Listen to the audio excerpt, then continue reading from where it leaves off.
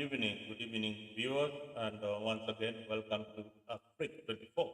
And if you're watching us from other platforms, please care to subscribe on Africa 24. Go to your YouTube page and do subscribe on Africa.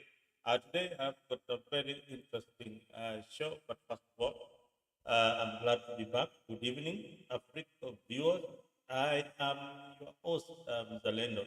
And tonight, this morning, I've got something very, very special. First of all, I apologize for my absence, but I am back, ready to dive into the future of Kenyan politics. Tonight, we will discuss the 2027 presidential election, examining the potential candidates, their running mates, and the role of tribal politics and parties that are tribally inclined. We also explore whether Kenyans are ready for change and address the concern raised by the Catholic Church about the current government. So stay tuned as we unpack these critical issues and look ahead to what the future holds for Kenyan leadership. Your insights and participation are welcome. So feel free to join me in the conversation. You can also join me on the comment section by posting a comment on Africa. If you post a comment on Africa, I'll be able to answer your comment. So make sure that you have subscribed to Africa 24 on YouTube so that I may be able to air your comments live on this broadcast. Otherwise, karibu sana, and thanks again for tuning in. Now, I want to start by analyzing the current situation in Kenyan politics. Of course, you've seen that everybody is saying that William Ruto is indeed a one-term president. We have seen that happening throughout the world, and many leaders that are coming up. So sometimes the issues think that are so important to people are actually not very, very important as you might think.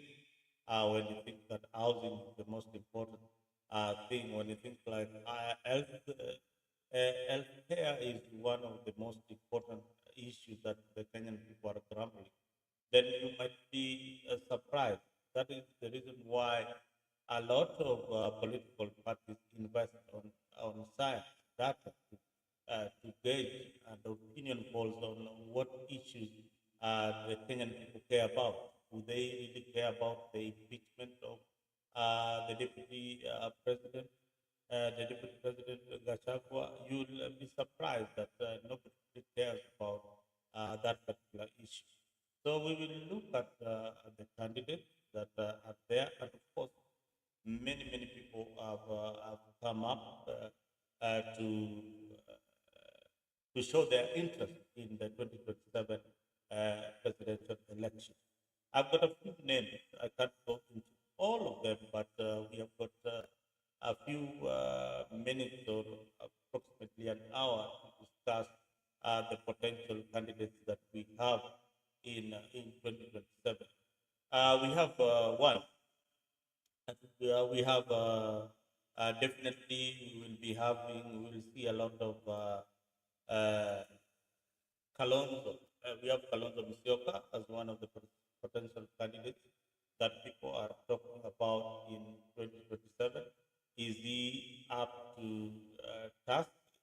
We will leave that to the viewers out here so that we can also share his strengths and weaknesses as a candidate. There's also one person that a lot of people have been talking about. This is Okiya Omtatah. Okiya Omtatah is an activist and a lawyer and a senator for Busia. This is somebody with integrity. So many Kenyans are saying that, okay, fine, we need somebody with integrity this time, and probably Okiya Omtatah will be the candidate of choice. Then we have Matiangi. Matiangi is also back just recently he hired some experts from Botswana. I think, yeah, if I'm not wrong. He's somebody who has been in government, and so many agencies are talking about Matiangi because they've seen what he can do, uh, especially when given authority. Is he the right candidate at this particular time? I leave it to you guys to tell me whether Fred Matiangi is our candidate in 2027. Then we have, of course, the new kid on the block, Morara Kebaso, in depth party. Morara is somebody who has been going around highlighting the government projects which are stalled. So Morara comes with some fresh blood and some backing from young individuals, especially people from the diaspora, feel that this young man has gone out of his way to highlight what is happening in the Kenyan society. So, yes, is he up to task? Does he have the experience? I leave it to you guys so that we can have this discussion. Then we have other potential candidates like Babu Owino. Babu Owino is slowly drifting out away from Raila Odinga. Rumors are that Babu Owino might be forming his political party very, very, very soon. I don't know how soon that would be, but wait to see whether Babu Owino can lead part of ODM in Nyanza, as a lot of candidates are waiting for this opportunity for Babu Owino to form his political party and give ODM a run for its money. Many young people, especially those who attended university colleges, and the young working class support Babu Owino. They feel that Babu Owino brings in some energy that is needed for the next generation to take up leadership. Remember, we are trying to basically look at how we can clean up parliament, how we can clean up the counties, all their segments, because these things are joined together. So if we are talking about the presidency, we are talking about how we can clean up the entire mess. Recently, we saw what the Catholic bishop said. I'll play that for those who didn't actually get to hear what our bishop was saying.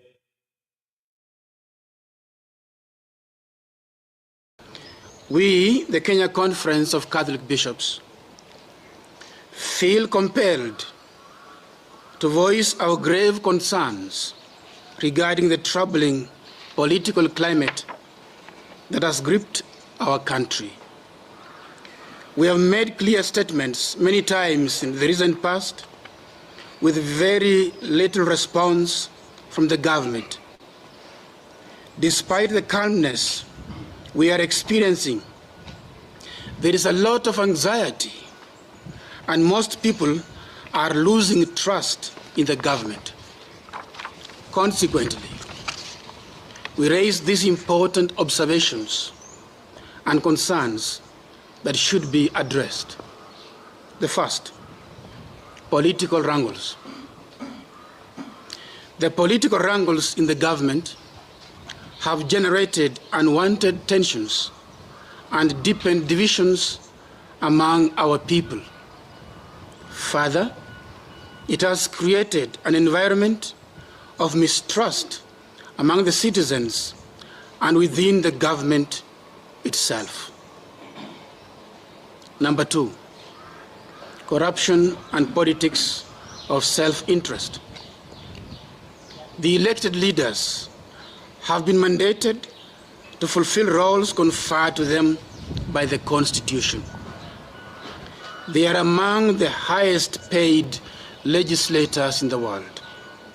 We are troubled by their heightened insensitivity and irresponsibility in carrying out their tasks, allowing themselves to be captured and compromised in corrupt deals. Corruption may not always involve financial benefits, but the unjust use of position and authority or abuse of office. The massive greed we are witnessing is shocking and heartbreaking. The violation of human rights and freedom of speech. We are appalled by the blatant recurring incidents of reported abductions, disappearances, torture, and killings of Kenyans. We also decry the increasing murder of women. This has caused great consternation, anger, and disgust. Many families are still grappling with the loss of their children who are brutally killed, injured, or went missing following what is referred to as the Gen Z demonstrations in June 2024. Many of these victims had raised concerns about rampant corruption within and outside the government. Who is abducting these people? And is the government unable to stop these abductions and killings? The government must protect the life of every human person in Kenya, as stipulated in our Constitution of the Republic of Kenya, Article 26. The government must take the lead in following the law, which the leadership took an oath to uphold and defend at all times. Culture of lies, NHIF, unkept promises, and misplaced priorities. The culture of lies is swiftly replacing the integrity and respect that Kenyans deserve. Basically, it seems that truth does not exist, and if it does, it's only what the government says. Unfortunately, it seems that the Kenyans have helplessly tolerated the lies told to them constantly by politicians. Kenyans must learn not to applaud or validate the lies that the politicians tell them, but rather must resolve to seek and be led by the truth. When the government fails to fulfill its promises, particularly concerning payments to essential service providers, it harms vulnerable communities. This is the case with NHIF. The neglect of faith-based organizations, hospitals, now owed billions in dues, is an issue we have addressed constantly, even with the President. We recall the pertinent and resolved issues we have raised recently with the government: over taxation of Kenyans, the hiking of the missionary work permits, youth unemployment, regulations of the education system, especially the CBC and university loan scheme, the failure to constitute the IEBC, etc. We believe that genuine consultation of all concerned stakeholders in all these matters is necessary beyond the casual public participation. This culture of lies, unkept promises, and misplaced priorities is unacceptable and needs to be dealt with. Selfish agenda to extend the term of elected leaders. It is baffling that a bill proposing an extension of the 5-year term to 7 years is being considered, and apparently there are plans to rush it through the legislative system. A two-term limit of 10 years,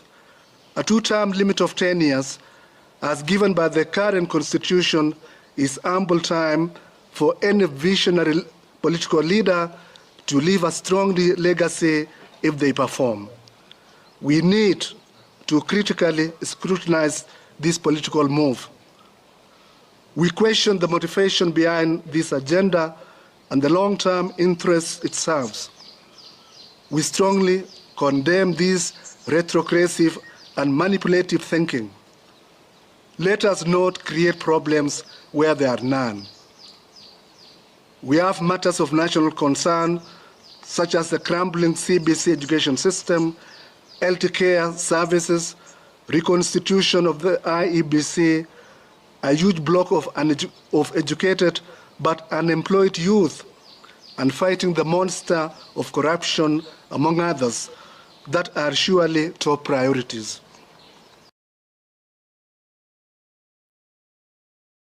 Well, thank you for joining, Jimmy. Thank you very much for joining. I can see Jackson Ngigi in watching from the main platform. Frederick Makori, Bishop Bismarck Matiba, Junior Gashui, Mkuru Salana, Lewis Tata. Please make a point of subscribing to our Freak 24 so that you can also be able to join the panel here on Freak. And thank you for tuning in this morning. If you are in Kenya, here in US, it is Eastern Time. It is 10:15 where I am at the moment. I am joined here by a good friend of mine, Jimmy Kangi. Jimmy is a regular panelist here in Africa 24 and also very conversant with the politics that is happening in the country. I'll give time to greet you and maybe to tell us where he's tuned in this morning. Maybe he's up country, in Kenya or somewhere around the world. You'll get to know Jimmy and what is his views and the team that he supports. That is very, very important and it forms a part of our discussion this evening. Jimmy, karibu sana kwa Africa. And say hi to the viewers. Yes, Mzalendo, hi.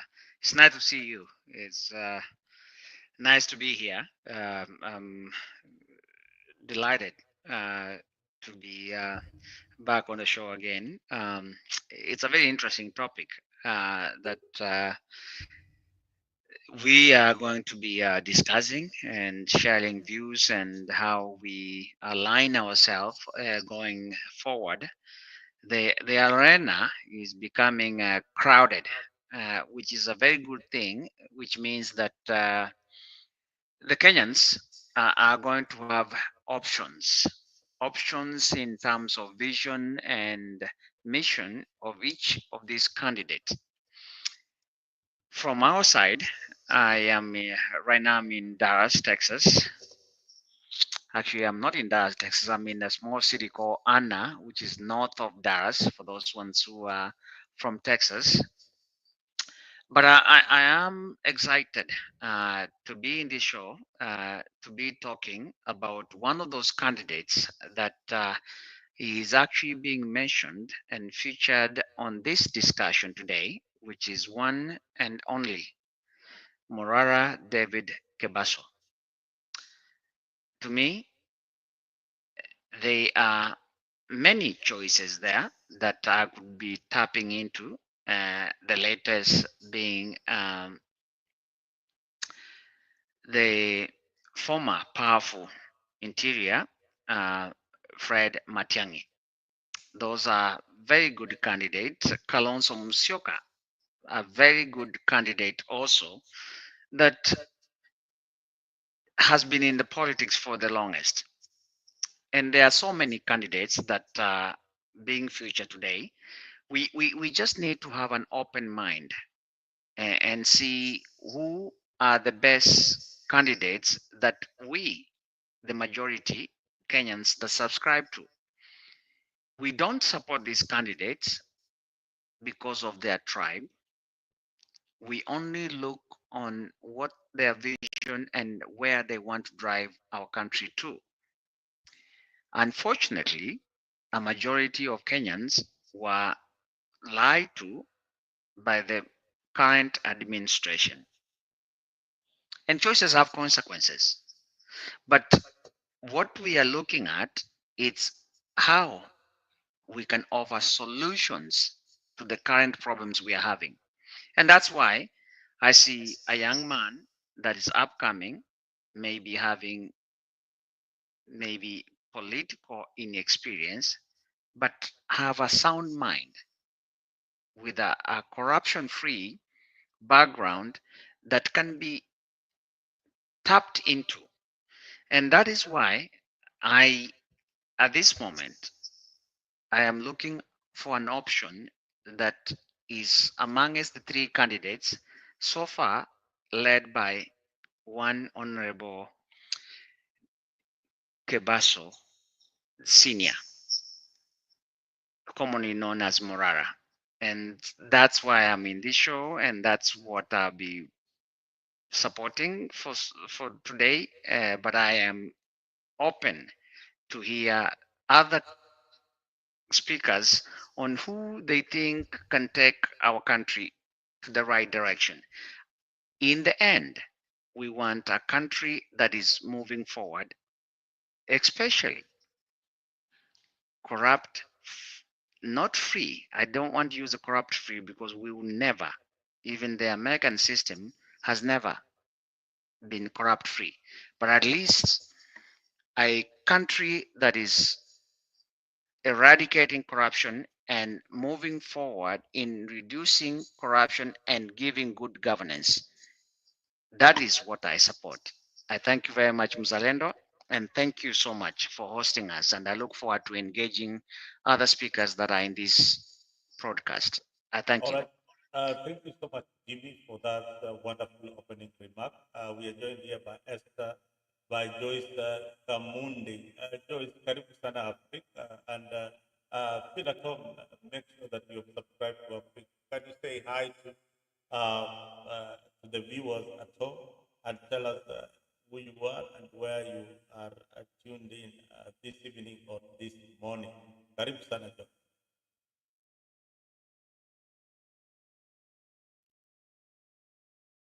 Joyce, unmute your mic.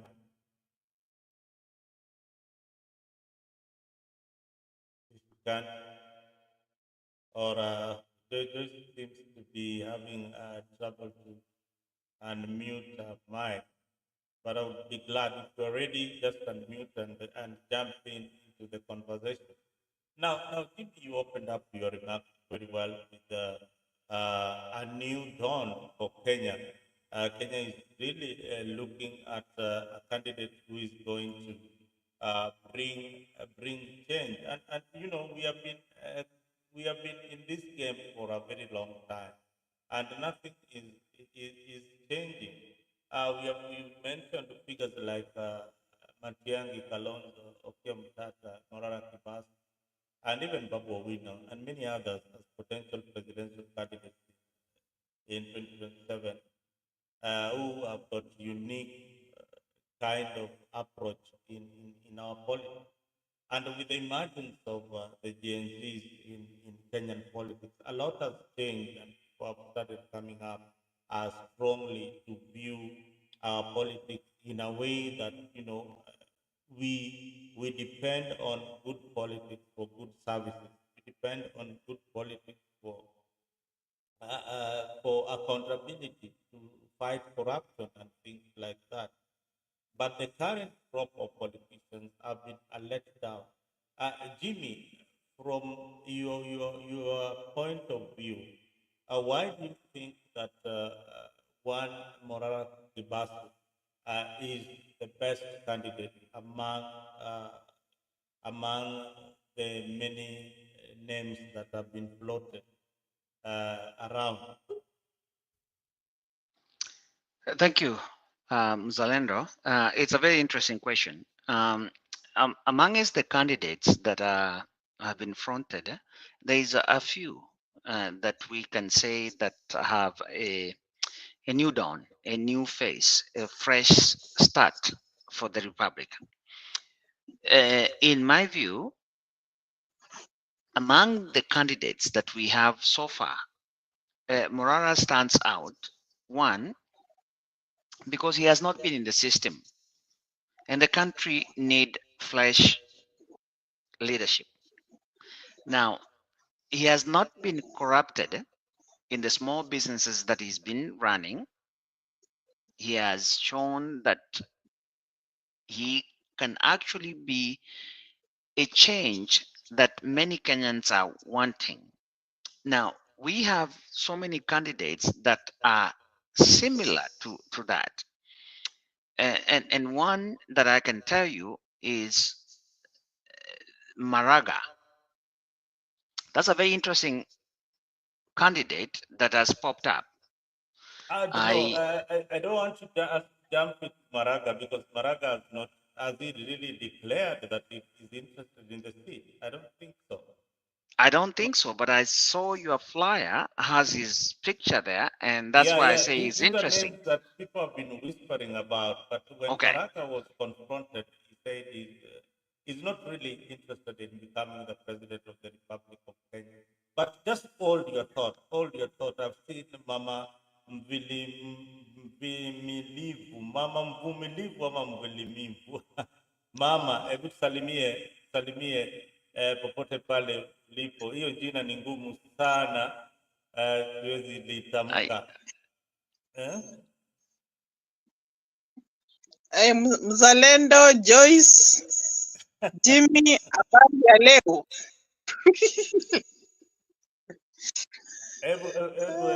Asante sana kwa kuamka leo na kutupatia jina mpya. Inaitwa mama manani? Hebu Mvumilivu. mama mvumilivu. Umeandika mvumilivu. Haya, umevumilia sana kuwa Mkenya, lakini sasa hii tunakupatia nafasi utupatie. Mko salama? Lakini tuko salama, nashukuru Mungu ametuamsha siku ya leo.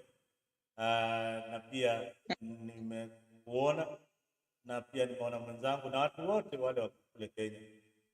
Tunawaambia tuko salama huko, ingawaji tulifanya uchaguzi Marekani na vitu vilienda pande ile nyingine, na maisha imeendelea hapa. Watu wameendelea na maisha yao, hata mambo ya uchaguzi hakuna tena. Jimmy will tell you that the next day people hata hakuna mtu anaongea mambo ya siasa tena. Hiyo imeisha. hiyo imeisha hivyo, mmemaliza hivyo. Tumemaliza hivyo, hata tujaona watu hata tujasikia homecoming party huku ya Donald Trump, hatujasikia homecoming party, hatujasikia anything. Tunaona tu Wakenya ndio wacha nikwambie nini. Kenya tunakuanga na vitu zingine za Nimeona ati sijui nani ati code for us amepewa uvice nini wa ODM anafanya homecoming. You can imagine a leader doing a homecoming of what the millions. Hata barabara ya kwenda kwake peke yake haijawahi jengwa, lakini wanatumia mamilioni ya pesa kufanya nini? Kufanya sherehe ya homecoming. Hizo zimepitwa na wakati.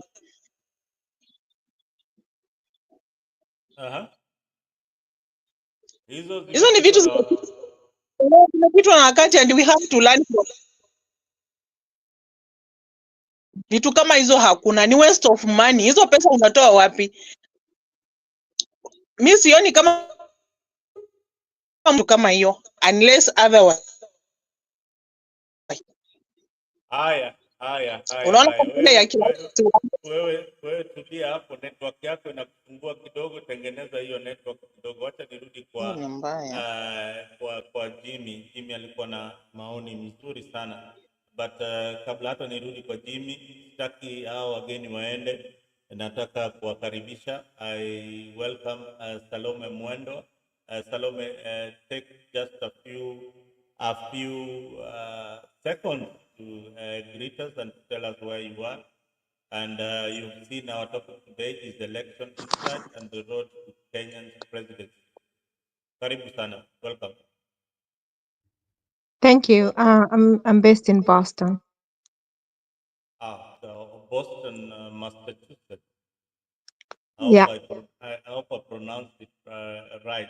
Welcome to the show, and I feel comfortable. I hope that you've subscribed to Africa 24, and you will be getting a lot of notifications from me and the rest of our team, because we want to do a lot of civic education on this particular platform on the best candidate, the best presidential candidate, and the best deputy presidential candidate. Looking at the issues regarding Kenya holistically, without mincing our word, we are going to look at each and every candidate that is presenting himself.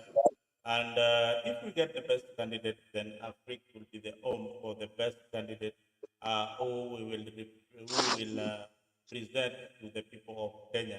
And every day we will be talking about this particular candidate. Karibu sana. Jimmy, if you had the mic, continue with your submission. Yes, Msalendo, I really appreciate the platform. Like I was saying earlier, that when you look at the faces that are coming up, um, and it's very good for this new constitution. Before, we had a hurdle of that you had to be 35 years old for you to even think of running for presidency. Now you see, the Constitution of 2010 allowed that clause to be removed. And that's why you are seeing faces of the likes of Morara Kebaso. You asked, why do I think that the gentleman is the best candidate among us those that have been fronted? And my view is that a Kenya that we are longing for cannot be changed by the same faces that we have seen since we were born. It's about time to have fresh leadership. And in those candidates that you see, they have been in this leadership for the longest. One of Kalonzo Musyoka. The others that will be coming that have been in this arena for the longest. We needed a new face and a fresh start for this country. People that have not been corrupt, people that are having a vision that is unlike. Look at what this boy has done. Never in the history of the Republic of Kenya that has a candidate been able to run for presidency and be funded by the public. It has never happened. It has always been the people with the money and the power that have been running for presidency.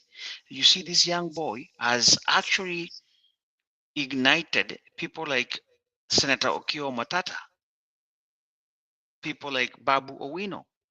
Now they are thinking that they can actually be able to run for presidency. Why? They may not say this, but it's because of people like Morara, who has actually be able to show them that this can be done. That in itself is what makes this candidate the best of the people that have shown interest at the moment.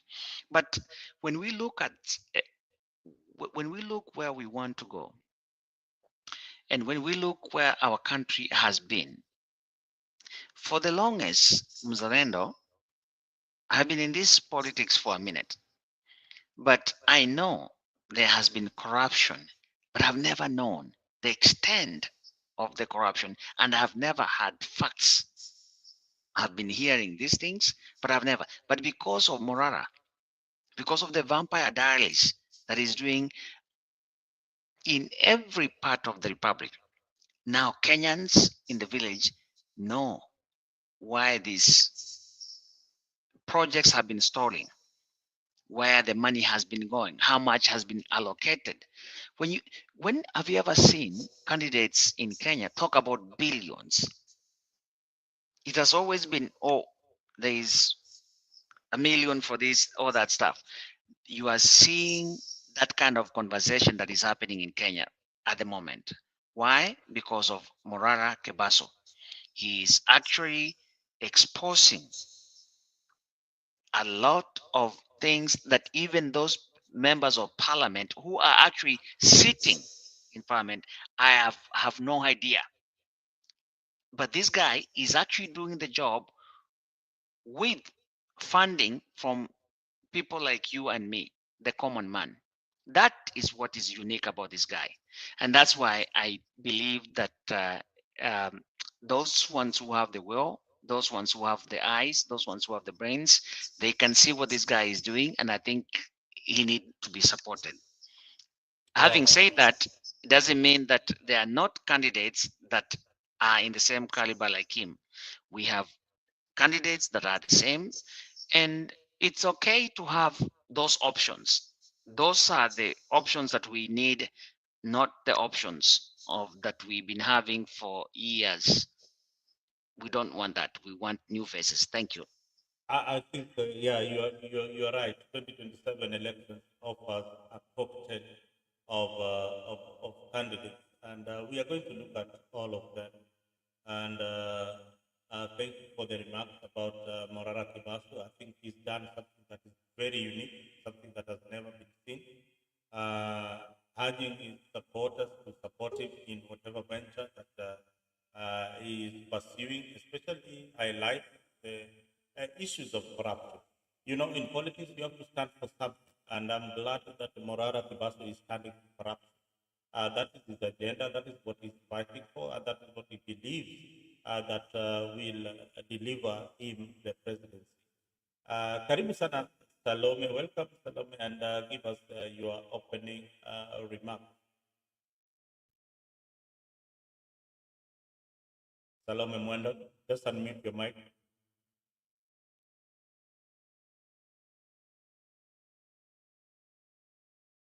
Salome, if you can hear me, just unmute your mic by pressing it to unmute.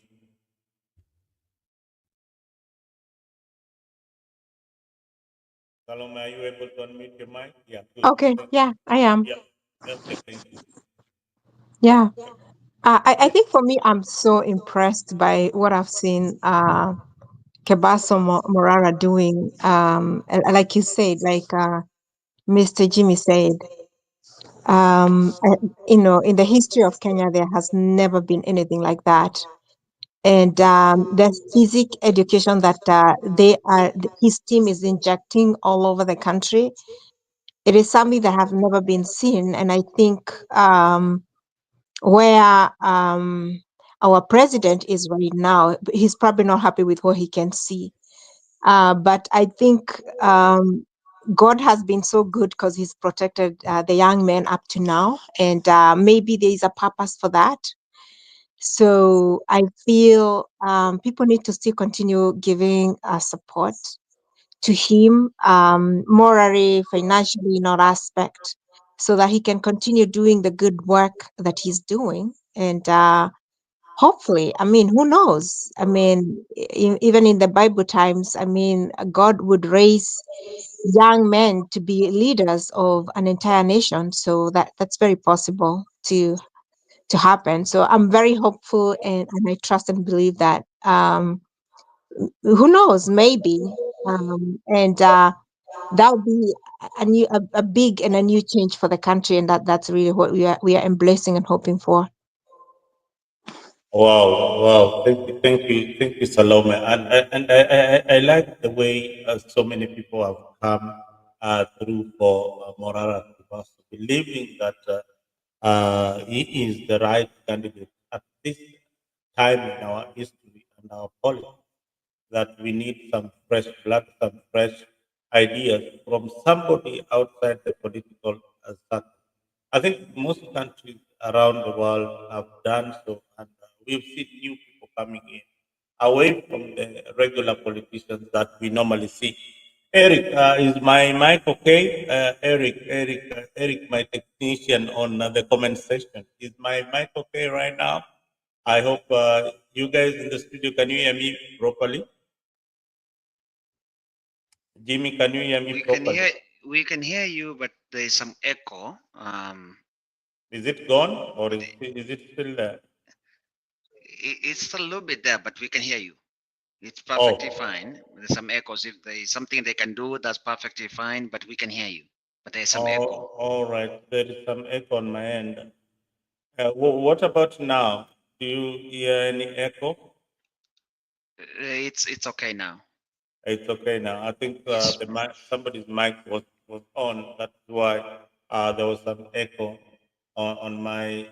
Oh, there is too much echo. Eric, is there too much echo right now? Oh, yeah. Eric is saying it's a bit better now. I have tried my best, and yeah, I have canceled the echo that was there. So we are good now. So what I would urge you is that when somebody is talking, please just try and mute your mic so that you let somebody talk without interfering with the frequency. Mama Mvumilivu, hebu tuelezee uko pande gani na unaonaje hii siasa ya Kenya mahali inatupeleka na hao makandidate wako vipi? Wewe umekuwa ukichangia sana katika hii mjadala wa siasa, hebu tuelezee kwa vile unavyoviona siasa ya Kenya sasa hivi.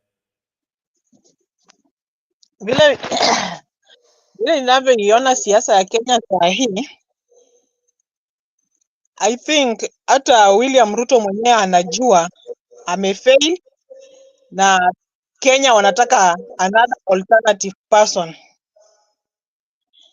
And tumeona Moraro, tumeona Kalonzo Musyoka, tumeona Matiangi wanajitokeza, but wacha tuone ule mwenye atafanyia. Sisi hatutaki ule mtu mwenye atafika pale ajaze tumbo yake venye Ruto amefanya na watu wake. Mwenye atamea kiburi atakuwa na madharau. Unataka ule mtu atasikiza Wakenya, atasongesha Kenya hatua gani? You know? I know. Kijana wa Morara Kebaso akipewa, iwapo atakuwa mwaminifu. Unajua in politics mtu anafikanga mahali ananunuliwa na pesa, iwapo hatapenda pesa at the end of the match. Unajua campaign bado hazijaanza. So 2027 unaweza pata William Ruto anamuuliza ni kazi gani unatakanga ama ni pesa ngapi unataka, ukae chini amzime na pesa. So tunataka ule mtu mwenye ako courageous. Naona atafika huko Morara unaona ni kama naona kama Morara yuko courageous. Anaweza kuwa courageous, yes, because it is a start. You know, hii Kenya ni kukuambia siasa za hii Kenya za zingine hazijulikanangi. Unapata mtu anapewa pesa ananyamazishwa na pesa, anaambiwa kama pesa ndio shida, chika pesa, kaa chini, you know.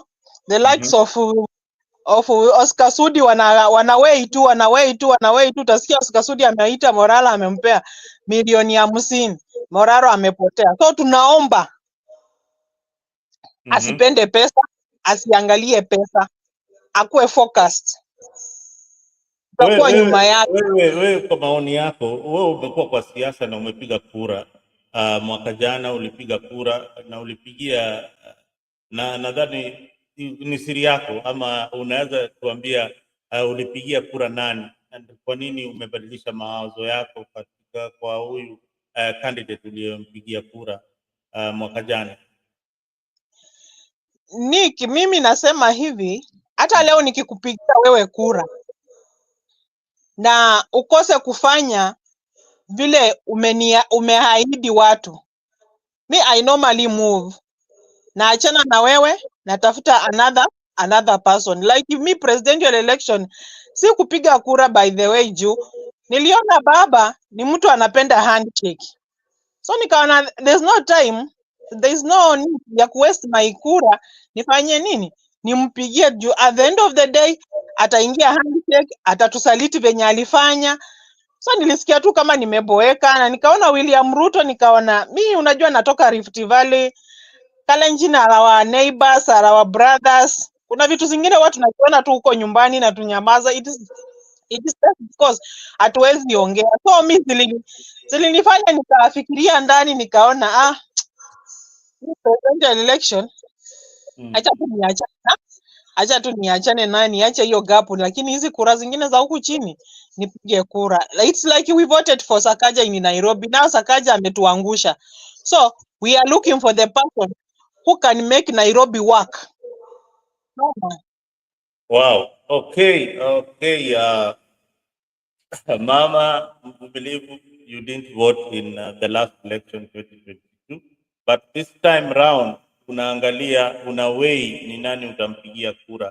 Now this time round I will just vote purposely to send Ruto home, whether atakuwa ni Morara Kebaso, whether atakuwa ni nani atakuwa kwa ballot paper mwenye atakuwa anabishana na nani na William Samoei Ruto. I'll just vote to take William Samoei Ruto home. Mimi You know? hii swali ndio ninajiuliza mara mingi sana. Siasa za Kenya zimekuwa za ukabila. There's a lot of tribalism in our politics. Raila Odinga controls the Nyanza politics. Leo jana niliona the governor of Kisii saying that this time round they will support one of their own. Simbarati said that they will consider supporting Matiangi. I don't know whether how this will affect other candidates, because Matiangi has been in the game for a while now. He comes with a lot of following, especially from his community.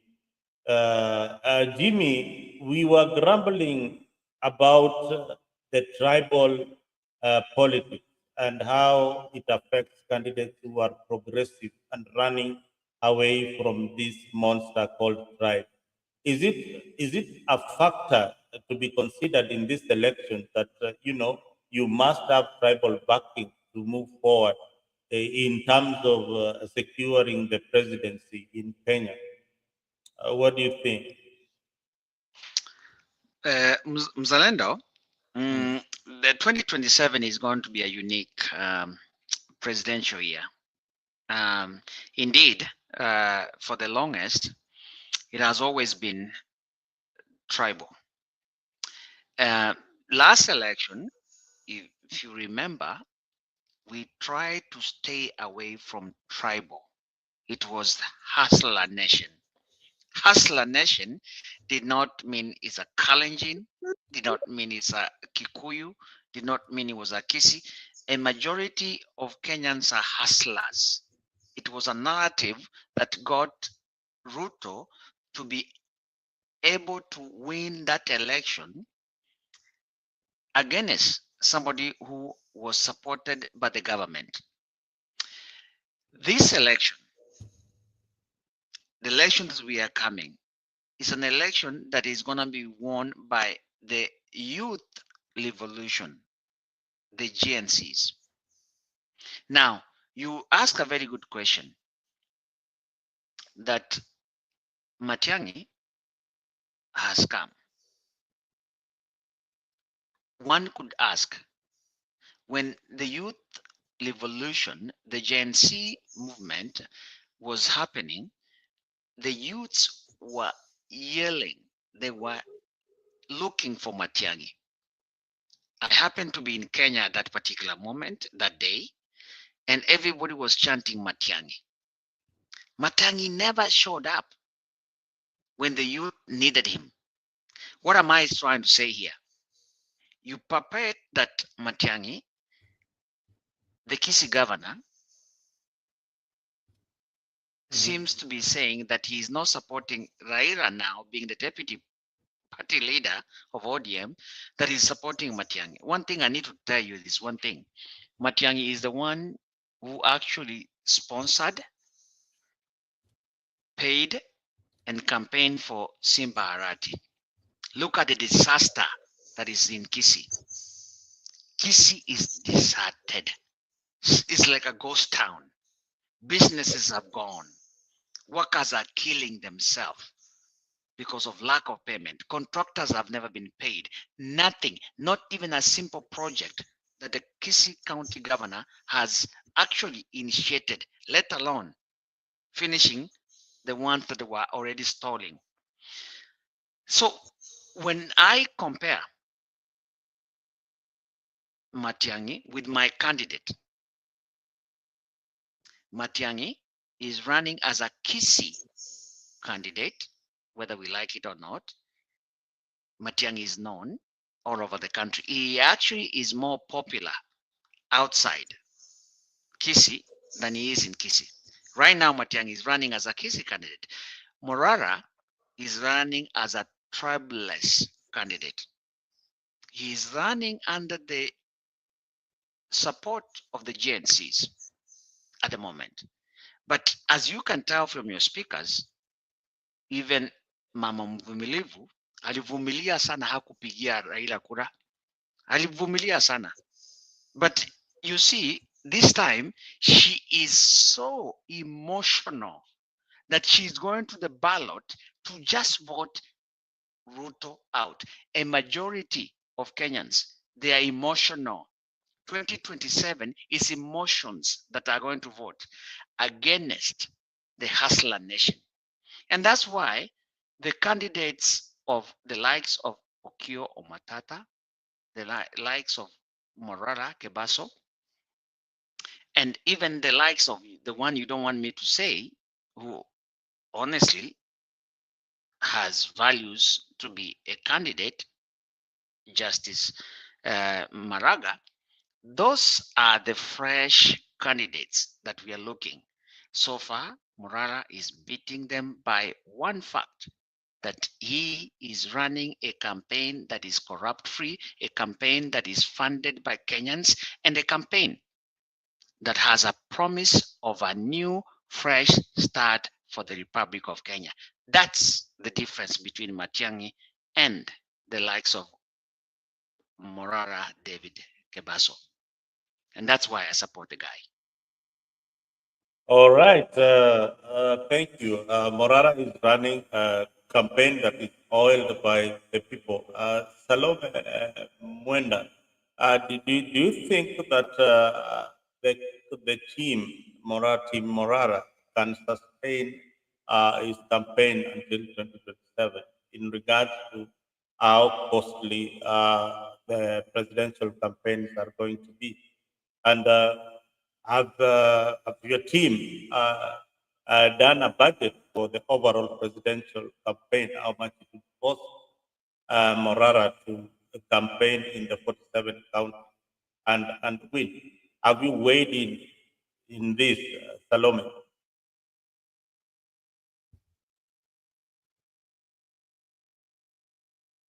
Unmute. Salome, you are on. You are on many. I don't know which one is now. You've logged in with many gadgets. You better choose one. I don't know which one. You can unmute, then I can remove the rest. If you can hear me, you are with two. Yeah, that one should be out. The one that you just pressed. You're on another gadget. Let me kick out this.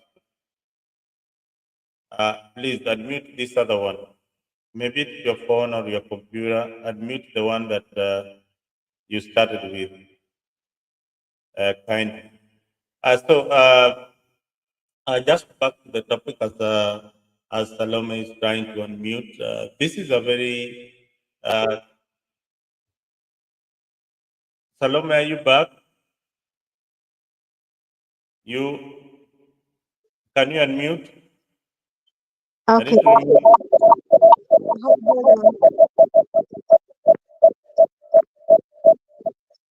All right. Okay, go ahead. Go ahead, Salome. Oh, can you hear me now?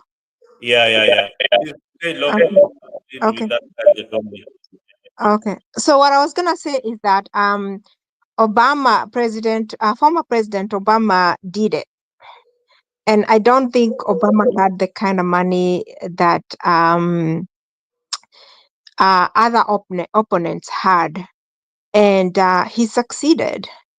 So by Kenyans, if Kenyans are really passionate and they can see what Morara Kebaso is doing, and really donating one shilling here, 10 shillings, 20, 100, small amount, but in large numbers.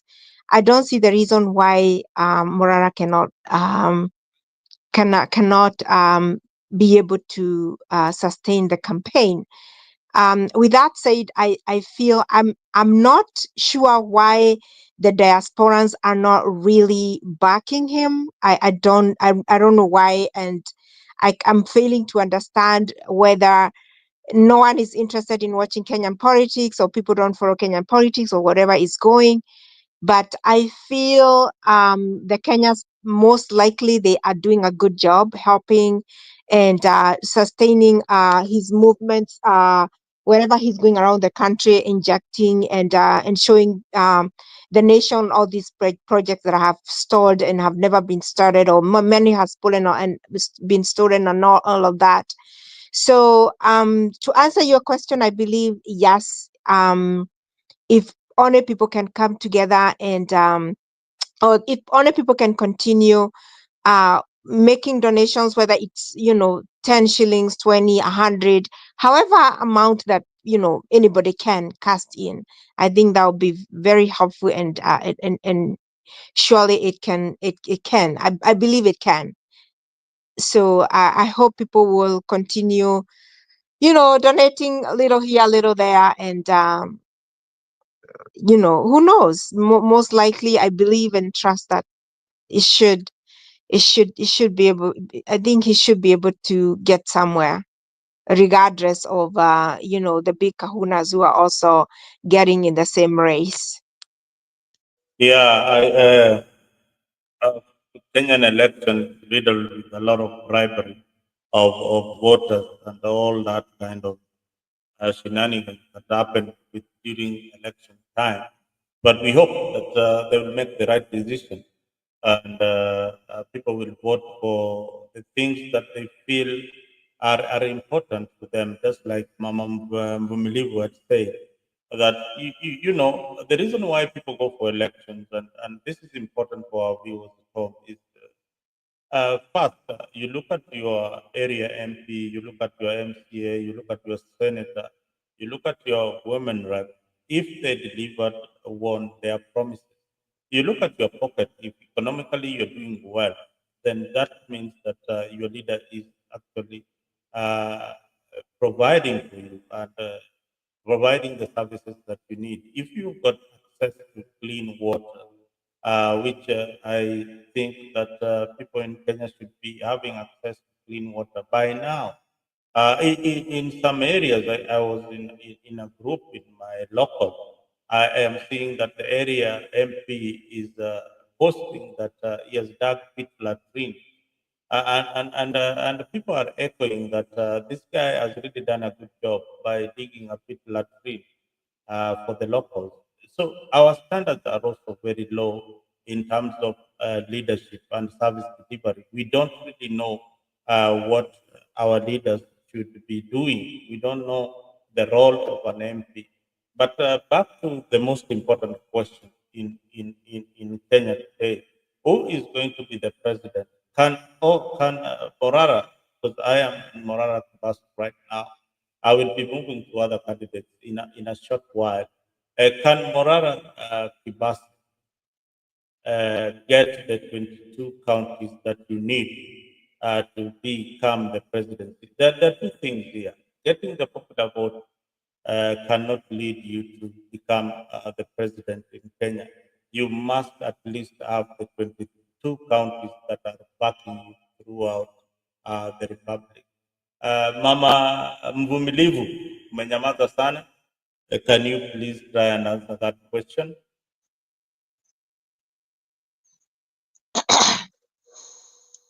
Acha nianze na pale penye ulisema Hmm. Simbarati is now backing on Matiangi. He says we shall have to stand with our own. Yes. Hatutaunga mkono. Remember in ODM watu wanapoteza uongozi just because If you don't have enough money to cash for Raila, huwezi pewa ticket ya kusimama. And that is the problem that has been in ODM for so long. So watu wamekaa chini wameangalia wakaona wanafuata Raila anawapoteza. Now let's have their own. And that's why you can see Simba Arati na yeye ndio sijui ni secretary ni vice sijui whatever wa ODM mimi, anasema hivyo ni kwa nini?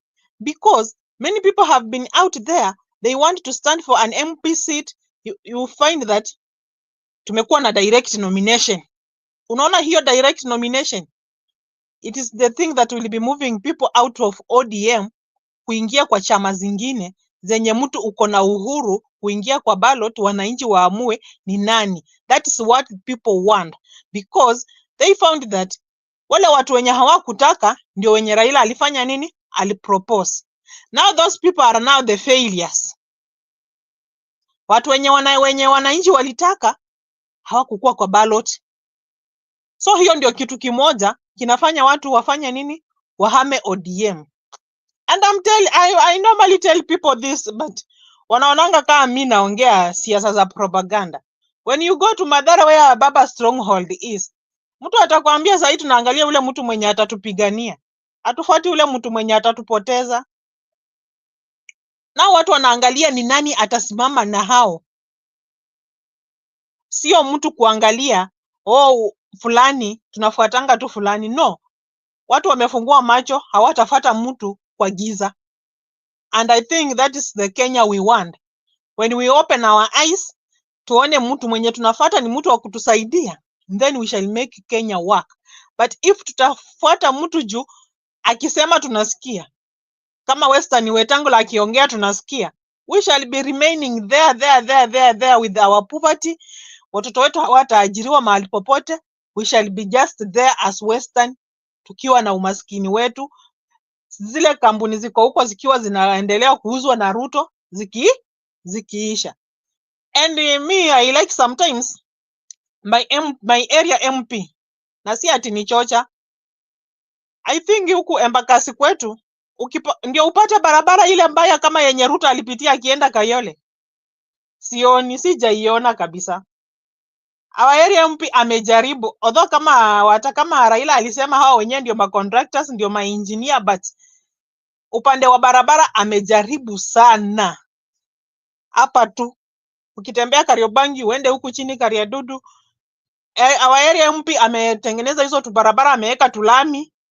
Hata kama ni tulami bonoko tutakuja kuchipuka, but ile barabara kama ya Kayole huku kwetu huwezi ipata. Hata mvua ikinyesha watu na enjoy tu juu hakuna matope. Na akashikana na MCA wake. Yeye akitengeneza barabara MCA anaweka mataa. Akitengeneza barabara MCA anaweka mataa. And that guy, huyo Kaguya utapata next general election, utampata kwa ballot box na utapata amepita juu watu wanaona ha perform 100%, but at least he's doing something yenye inaonekana. Zile vitu aliahidi alisema atatengeneza barabara, by the way amezitengeneza, amemaliza.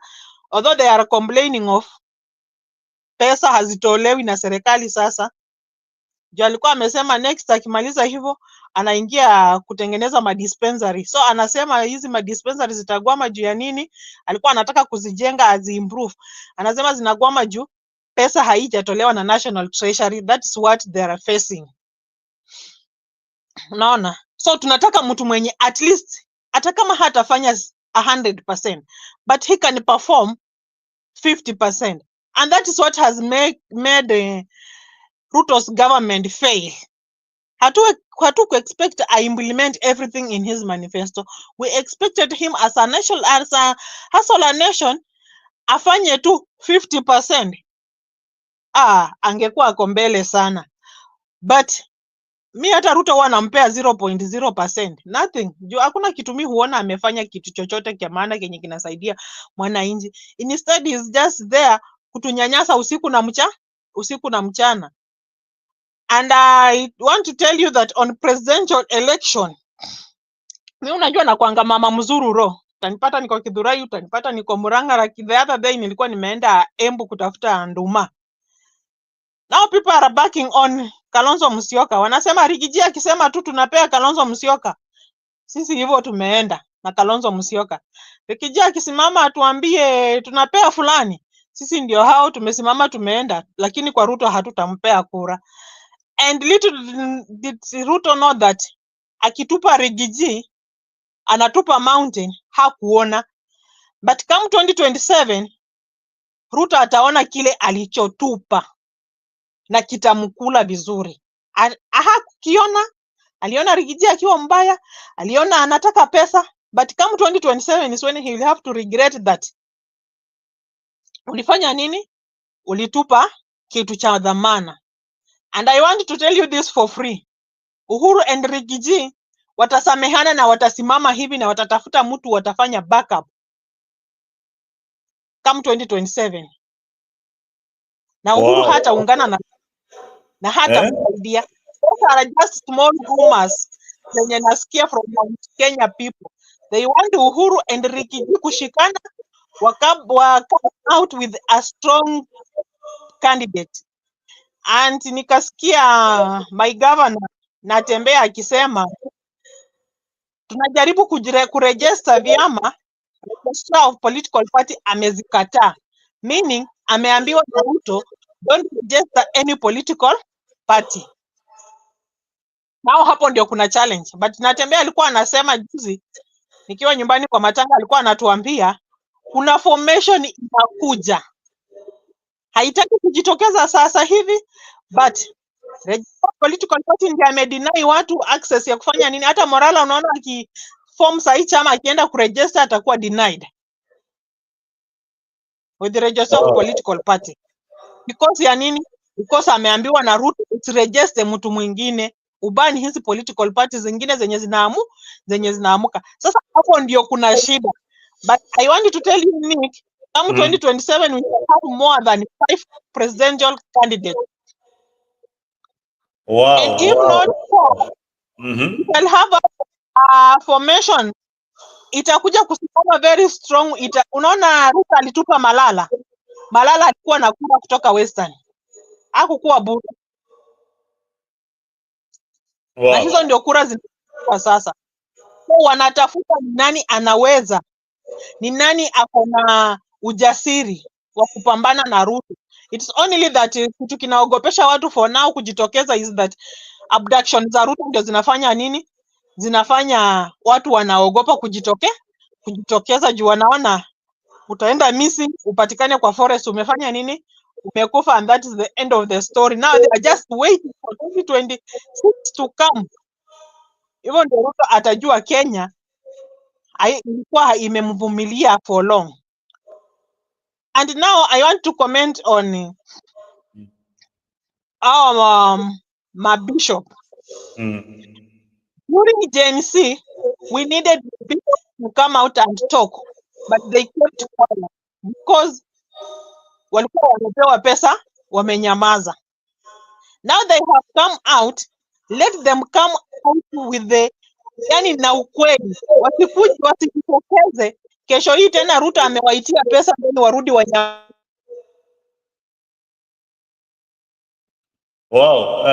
Hey, mama mvumilivu huyu mama, unajua biashara yake ni kuuza nduma kule sehemu za Eastland, Kariobangi precisely. So ukipita pale tafadhali promote mama mvumilivu. Ni mama ametembea na anaongea na watu wengi sana. Ukiwa mwanasiasa, hawa ndio watu wale lazima uweke karibu kwa undani wako katika ile cabinet yako, lazima ujue ground inasemaje. Na mama mvumilivu umesikia vile ametuelezea siasa. One thing I know and for sure, and this is a fact, you know, Ruto is regretting so much having dropped Rigiji from his formation. And why? You know, you don't drop 7.5 million votes and you settle for less. You know, you settle for less. So Ruto actually settled for less. He will regret that particular move in 2027 if he's still going to insist on going on with this so-called government of what they have a name for it. Jimmy, remind me of this name. The government of it's not a government of national Broad-based ama unity. gani? Hii serikali mpya ya Broad-based. Ruto inaitwa government of what? Hii imeunganisha kila mtu. Broad-based. Yeah, yes, broad-based, like broad-based band or something like that. Now this broad-based band, Broad-based government. yeah, this broad-based band. I was just analyzing just the other day the reason why William Ruto is with Raila Odinga is because Raila Odinga has stabilized his government. If Raila Odinga did not join William Ruto, what do you think would have happened? You, the viewers back at home there. This is a question for you. If Raila Odinga did not join William Ruto's government, what would have really, really happened to William Ruto's government? Thank you, Eric Abrami. Thank you, Sana, for being on the comment section. Francis Ogupa. Asante sana for being on the comment section and Daktari Amza wa kienyeji, asante sana. Rose Chumba, thank you. You're asking about Martha Karua. Yes, we will analyze Martha Karua also as a candidate, and everybody else who is joining. Eric Joseph Moses, good morning. If you are listening from Kenya, Charles Oyaro, Alan Auta, James S. Evans, Kijana Mbublifu, Abedi Pele, Jose Champewa, Tiriva, Dominic Ogembo, and many, many others that I couldn't mention on this particular panel. Karibu sana Afrik. Make sure that you subscribe to Afrik. Follow us on YouTube so that we can also have the time and the moment to each and every time to be encouraged to come here and give you our views. Umesikia Jimmy, umesikia analysis ya mama mvumilivu. This is somebody who has looked at the Kenyan politics at a little depth. And the tribal politics in central Kenya is now even much more. And I don't think they will vote for anything outside what Rigiji or Uhuru Kenyatta is saying. William Samoei Ruto has tried very much to divide central Kenyan vote. Kama ile enzi za Moi, divide and rule, so that he can get only a percentage of that vote. I don't know whether he'll be successful. But what does that leave these other potential candidates like Morara, like Okiya Omtatah? Uh, you are left with an electoral college that will not give you the presidency. Mama Mvumilivu amesema political parties have not been able to register. Those who are coming up with new political parties like Ntembea, they have been denied registration.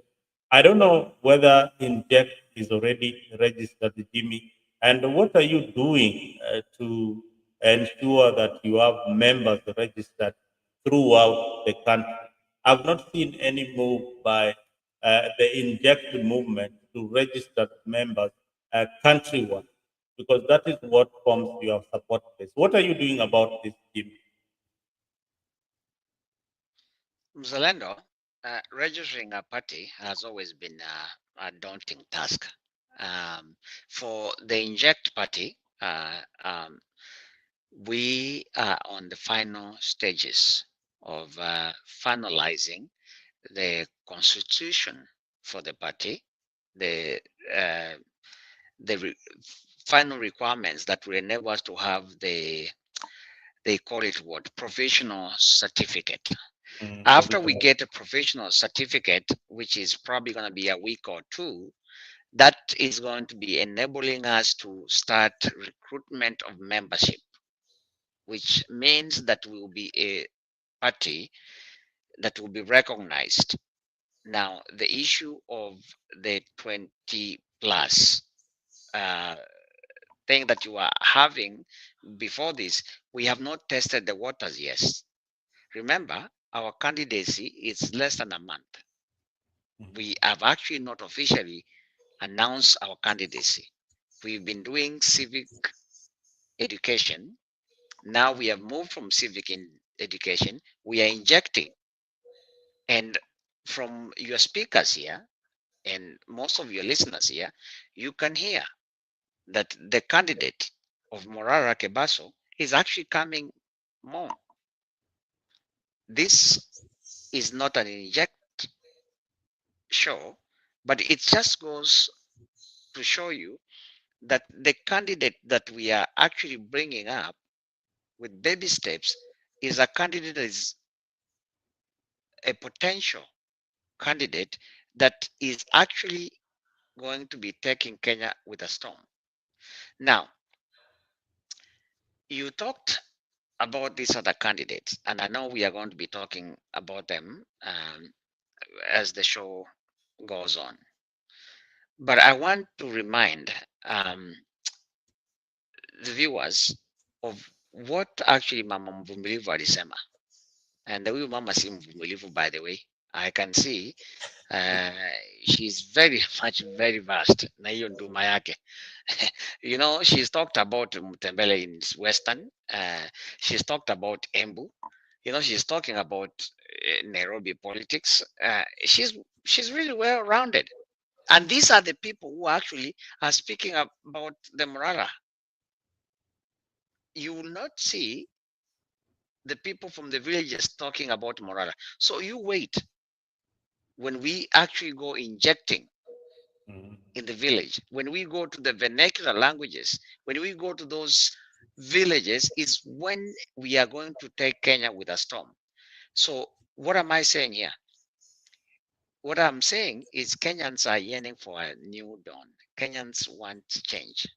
And the change they are seeing, and even the candidates themselves, those ones who are coming, the new candidates, they have been inspired by Morara.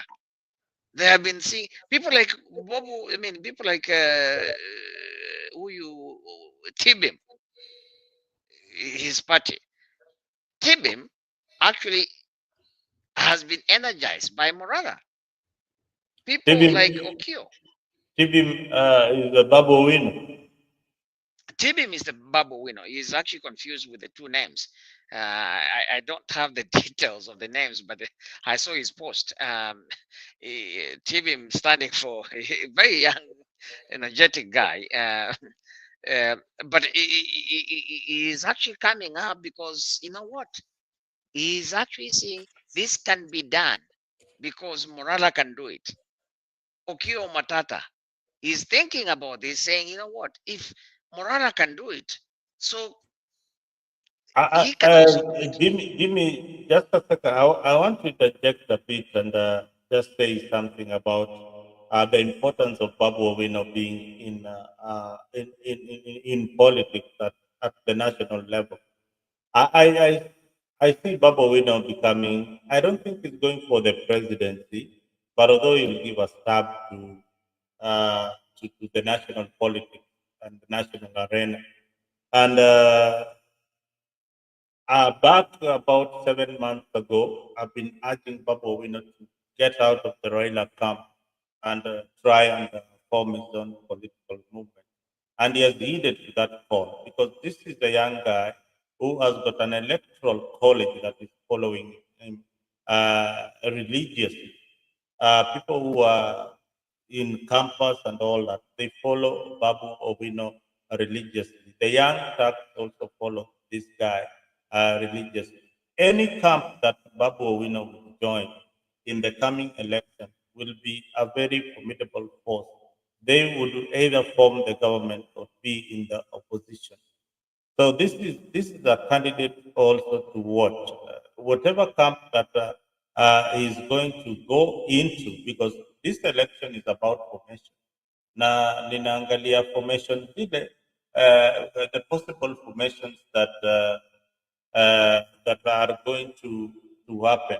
If Babu Owino joins the race for the gubernatorial elections in Nairobi, is definitely going to beat Sakaja any day. Is beating Sakaja any day with whatever party that is going to join, even independent. Babu Owino can easily beat Sakaja. And why am I saying this? People are looking at track record. Umeona mama mvumilivu anakwambia MP wake ingawaje maybe ni wa UDA, lakini track record yake iko juu kabisa. The things that alisema atafanya amefanya. Same. Babu Owino is my MP in Embakasi, and people in Embakasi are are saying that this guy is doing a good job. The roads are good. The only thing that I need to ask Babu Owino to do, because he watches this show, is that to work on the title deed in areas that are affected in Embakasi, so that the people can get title deed without being manipulated to pay huge sums of money, which is happening right now. And that is something that he needs to work around in that area of Miango, Tawala area. Some people don't have title deed. And water, water provision, clean water from the Nairobi City Council should reach the homes in various places in Embakasi. So Babu Owino stands a very, very good chance of becoming the next governor and even the presidency. It depends on the camp that he is going to join. So I think even as Morara is looking at being the president of the Republic of Kenya, there are some useful combinations that you need to have to become the president of the Republic of Kenya. We have already brushed out and cleaning up the swamp of the likes of Raila Odinga. One, because we want sanity. We want sanity in the political party. Babu Owino is from ODM political movement. The ODM political movement does not appreciate the young leaders like Babu Owino who have got independent mind. So the independent mind in ODM is looking for an alternative. So I can tell you, the moment Babu Owino walks out of ODM, he is walking out with an electoral college that would be very, very stubborn in Luo Nyanza politics, because people will be following his political movement. And from henceforth, if Babu becomes the governor, then be rest assured that in 2032, he might be the next president of the Republic of Kenya if he plays his cards well and join a political movement that many Kenyans are in. That's my opinion, my personal thoughts about the politics and how it is playing around under the formation. For our candidate and somebody who has really been inspirational to many young people like Morara Kebaso. Morara Kebaso needs to also find a combination. And Jimmy, this is a very strong opinion that there must be a combination, a combination of, because all these people cannot be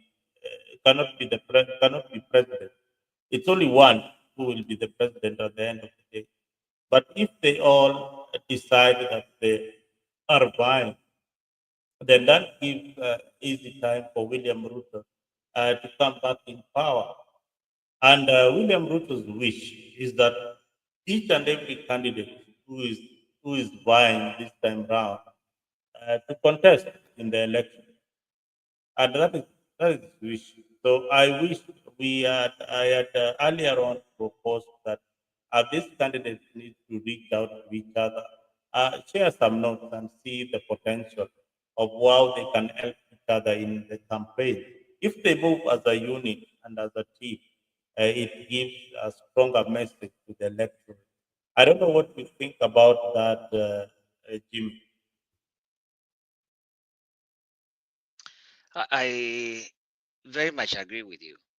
For sure, if it's going to be crowded the way we are seeing, we are actually giving Ruto to win because of tribal and because of the number of candidates, because Ruto is looking a way of dividing the mountain, because he's totally not interested with the mountain votes, even when he knows. In fact, Mzalendo, Ruto right now is actually working to the courts to allow Gachagua to be on the ballot. That is the game that Ruto is playing right now. Ruto did not want Gachagua to be impeached. He was actually threatening Gachagua to quit, but Gachagua knew it. He refused. He went all the way in, meaning that he be impeached with consequences of not being on the ballot. Now, because Gachagua played that game, Ruto now is actually in the courts trying to change that narrative to allow Gachagua to be on the ballot. Why?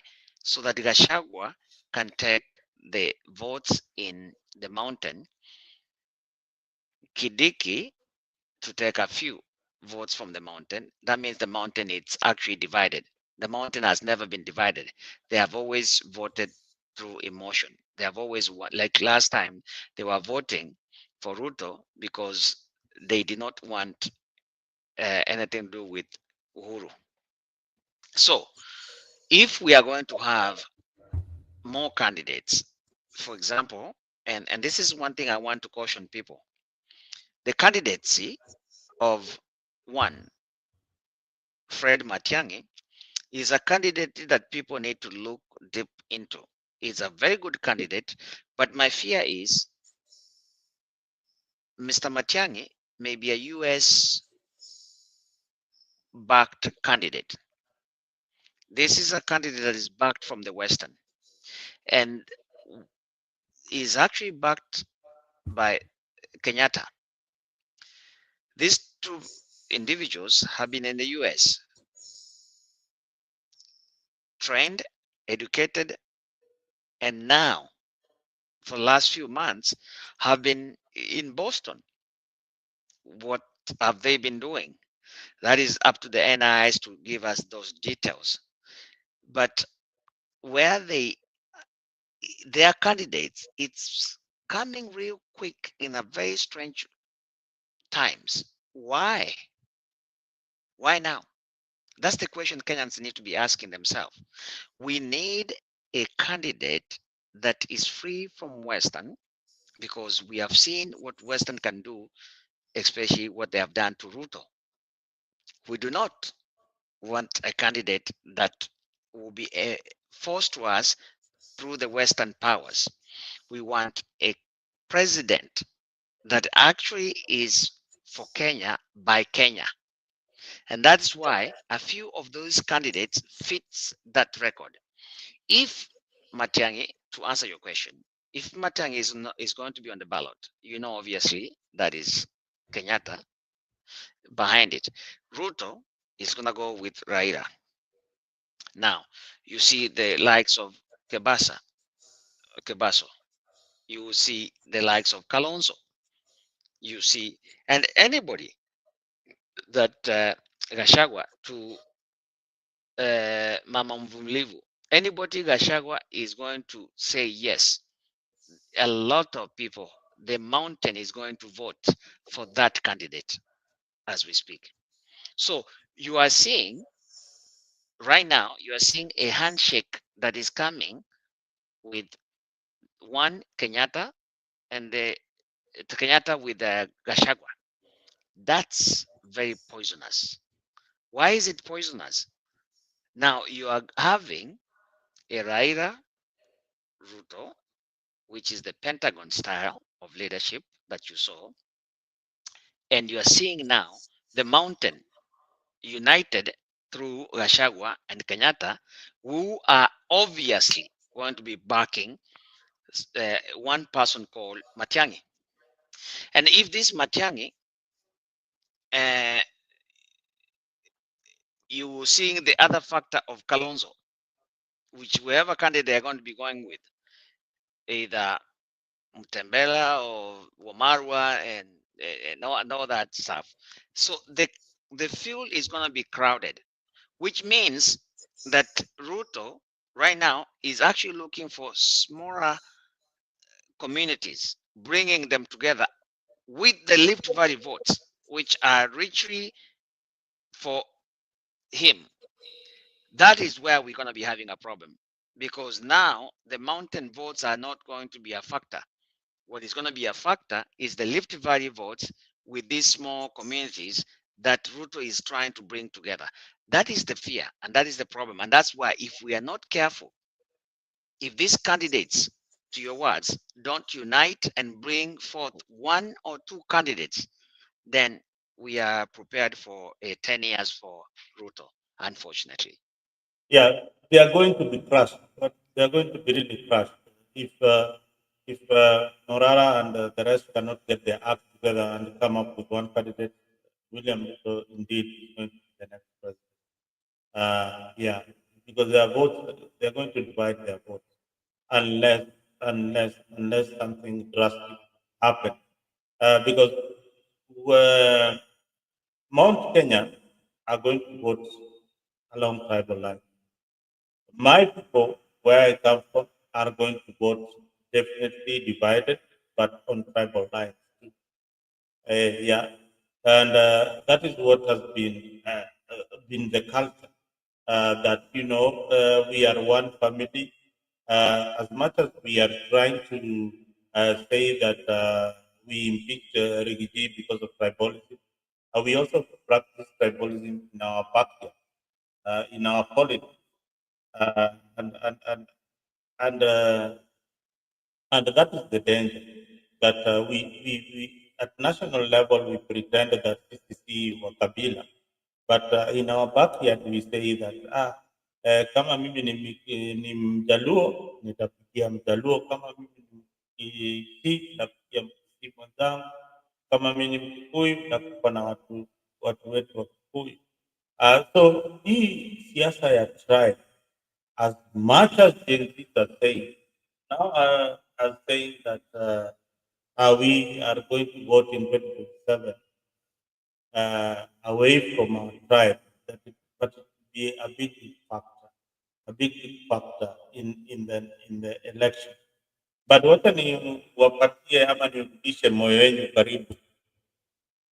In 2022, 8 million Kenyans did not participate in the election. It is anticipated that by 2027, 20 million young Kenyans will be who have never ever voted or participated in any election process will participate in the election for the first time. This is a very big electoral polling of 20 million. Who among these candidates is likely kupata hiyo kura ya watu wa Gen Z? Mama mvumilivu, umenyamaza sana.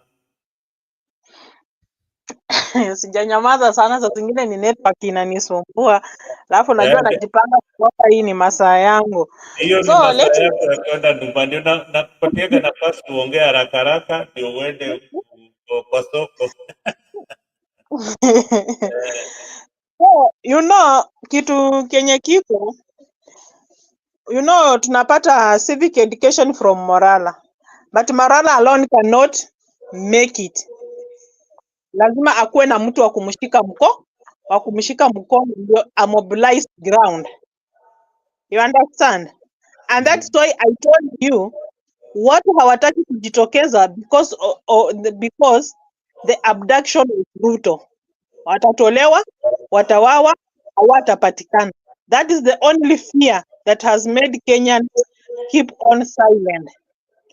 But later on there will be affirmation. Hata huyo Morara mtasubaa sana akiwa na mwanasiasa anamshika mkono kutoka Mombasa. Ruto aliona baba anakuanga na kura mingi sana. So nikishika baba mkono, hata nikitupa Rigiji, baba atanireplace na kura zake. wale wazee walikuwa wamesimama na baba. Sasa ukimwambia story ya baba anakutusi. Nakwambia achana na huyo mzee mwenye alichanganyikiwa. You know? Hiyo ndio kitu Ruto hakujua. So hizo kura hizo za baba hizo zinataka mtu wa kwenda kuzisanya, na kuna watu watasisanya na zitatoka kwa Ruto. And let me tell you, when baba don't win AU seat, Nick have been telling you, watakosana na Ruto point blank. And si maajabu uone huyu mzee pia atakuwa kwa ballot ni 2020 kama 2027. Jue hiyo hakuna mahali anaenda. Si ajabu uone atakuwa amerudi amechanganyikiwa kwa ballot, anapigana na kina Morara Kebaso. Na tunataka tu apea vijana chance aondoke, yeye aende tu nyumbani akae huko. Si alisema yeye anasaidia Ruto? Akae tu huko nyumbani asaidie Ruto na hizo kura zake. Understand? And that's why in the nomination of cabinet, Raila akatoa Oparanya, akatoa John Mbadi, akaleta Njoho, you know, alijua Njoho akiongea Mombasa inamsikiza. Sasa watu hawaangalii mtu kumsikiza, wanaangalia huyu mtu ametutetea ama ametuangamiza. So hiyo ndio kitu hawajajua.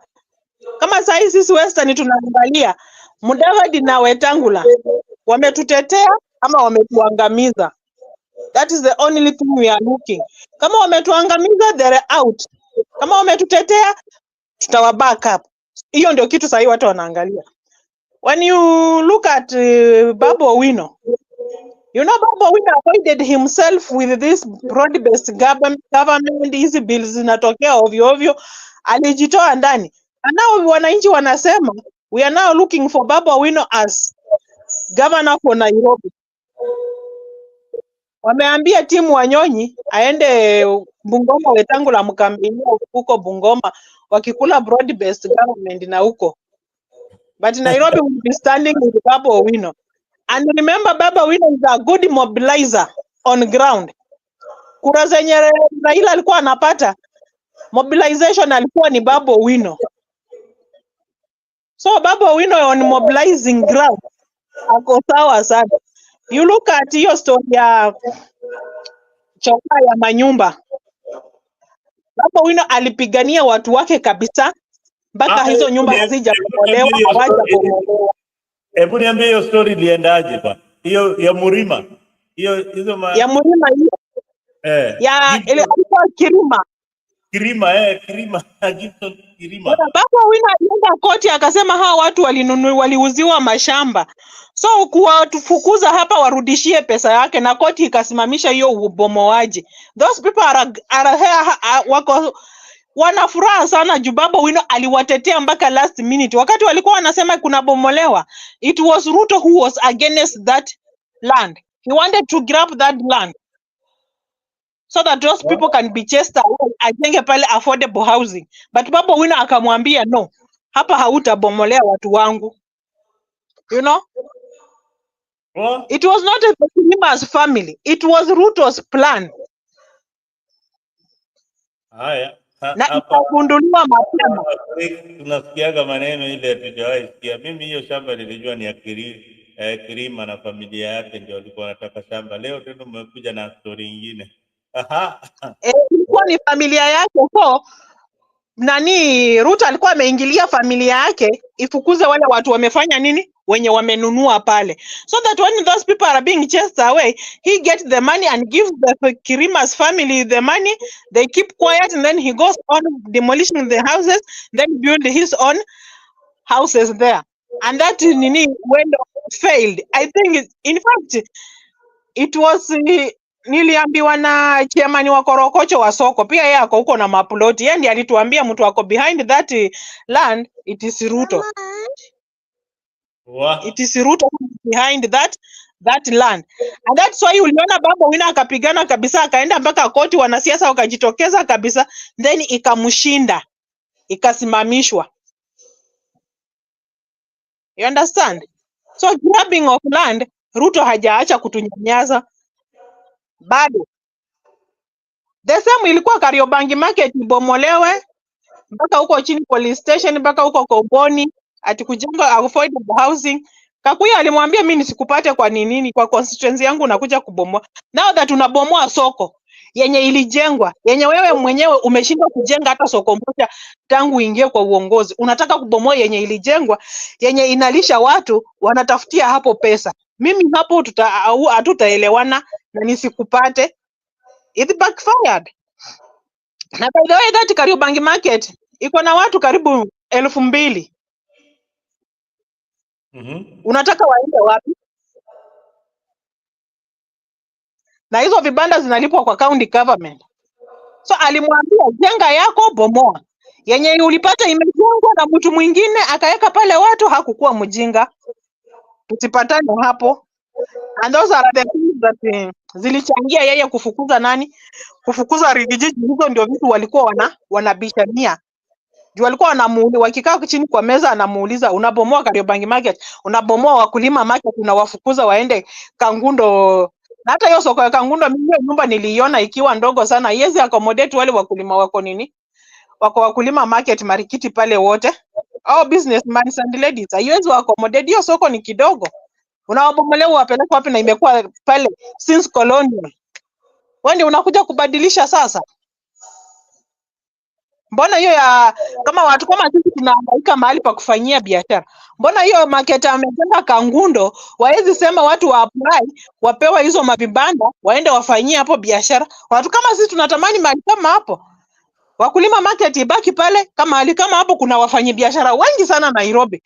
Wanafukuzwa na polisi kwa barabara, ukienda unamwaga nduma kwa barabara, polisi anakuja, unaamuka na nduma zako, unakimbia, unamwachia, unapata zimeibiwa. Nao si watufungulie hapo sisi wenye tunamwaga kwa barabara tuende pale. And that's why Sakaja has failed Nairobi. Because Nairobi iko na wafanyabiashara wengi sana. Mbona ikuwe tu specific wakulima market wafukuzwe? Wafanyabiashara wengi sana wenye wanakaa kwa barabara wanafukuzwa na polisi usiku na mchana, wanahangaika sana. Wanahitaji such a place. I think that is the governorship yenye inafaa Nairobi. We mama mvumilivu, kwenye biashara na mobilizer hatari sana. Jimmy Okonkangi, wewe kama Secretary General wa Inject Movement, these are the people that you need in your camp. Kama ni kura ya Nairobi, kuna watu wale wanajua ground inacheza namna gani. So mama mvumilivu, mwanasiasa amewambia hapo, kama ulikuwa unatafuta ile kiti ya governor ya Nairobi, yes, nimepata ujumbe kutoka Inject Movement. Ambieni Babu Owino aingie Inject Movement, anie hiyo kiti ya ugavana Nairobi, wakiungana na Morara Kebaso wachukue hiyo kiti ya Nairobi. By the way, mzalendo, unajua tunaona kama mchezo. Number one, me si Secretary General wa Inject. The Inject Party constitution haijamalizwa, and when that ikiisha, viti zitafunguliwa na watu watapigania. Saizi we are trying to put the party together, but what I wanted to cut short ni kuambia, it's just to tell you that something in me tells me that there is a voting block umesema hapo that has not been voting before, has been tibim tiarara, omama nyue, you know, this youth ria, you know, this youth they have always been not taking IDs. One, second, awapigangi kura, but wako wamama nyue, wamama, they are there.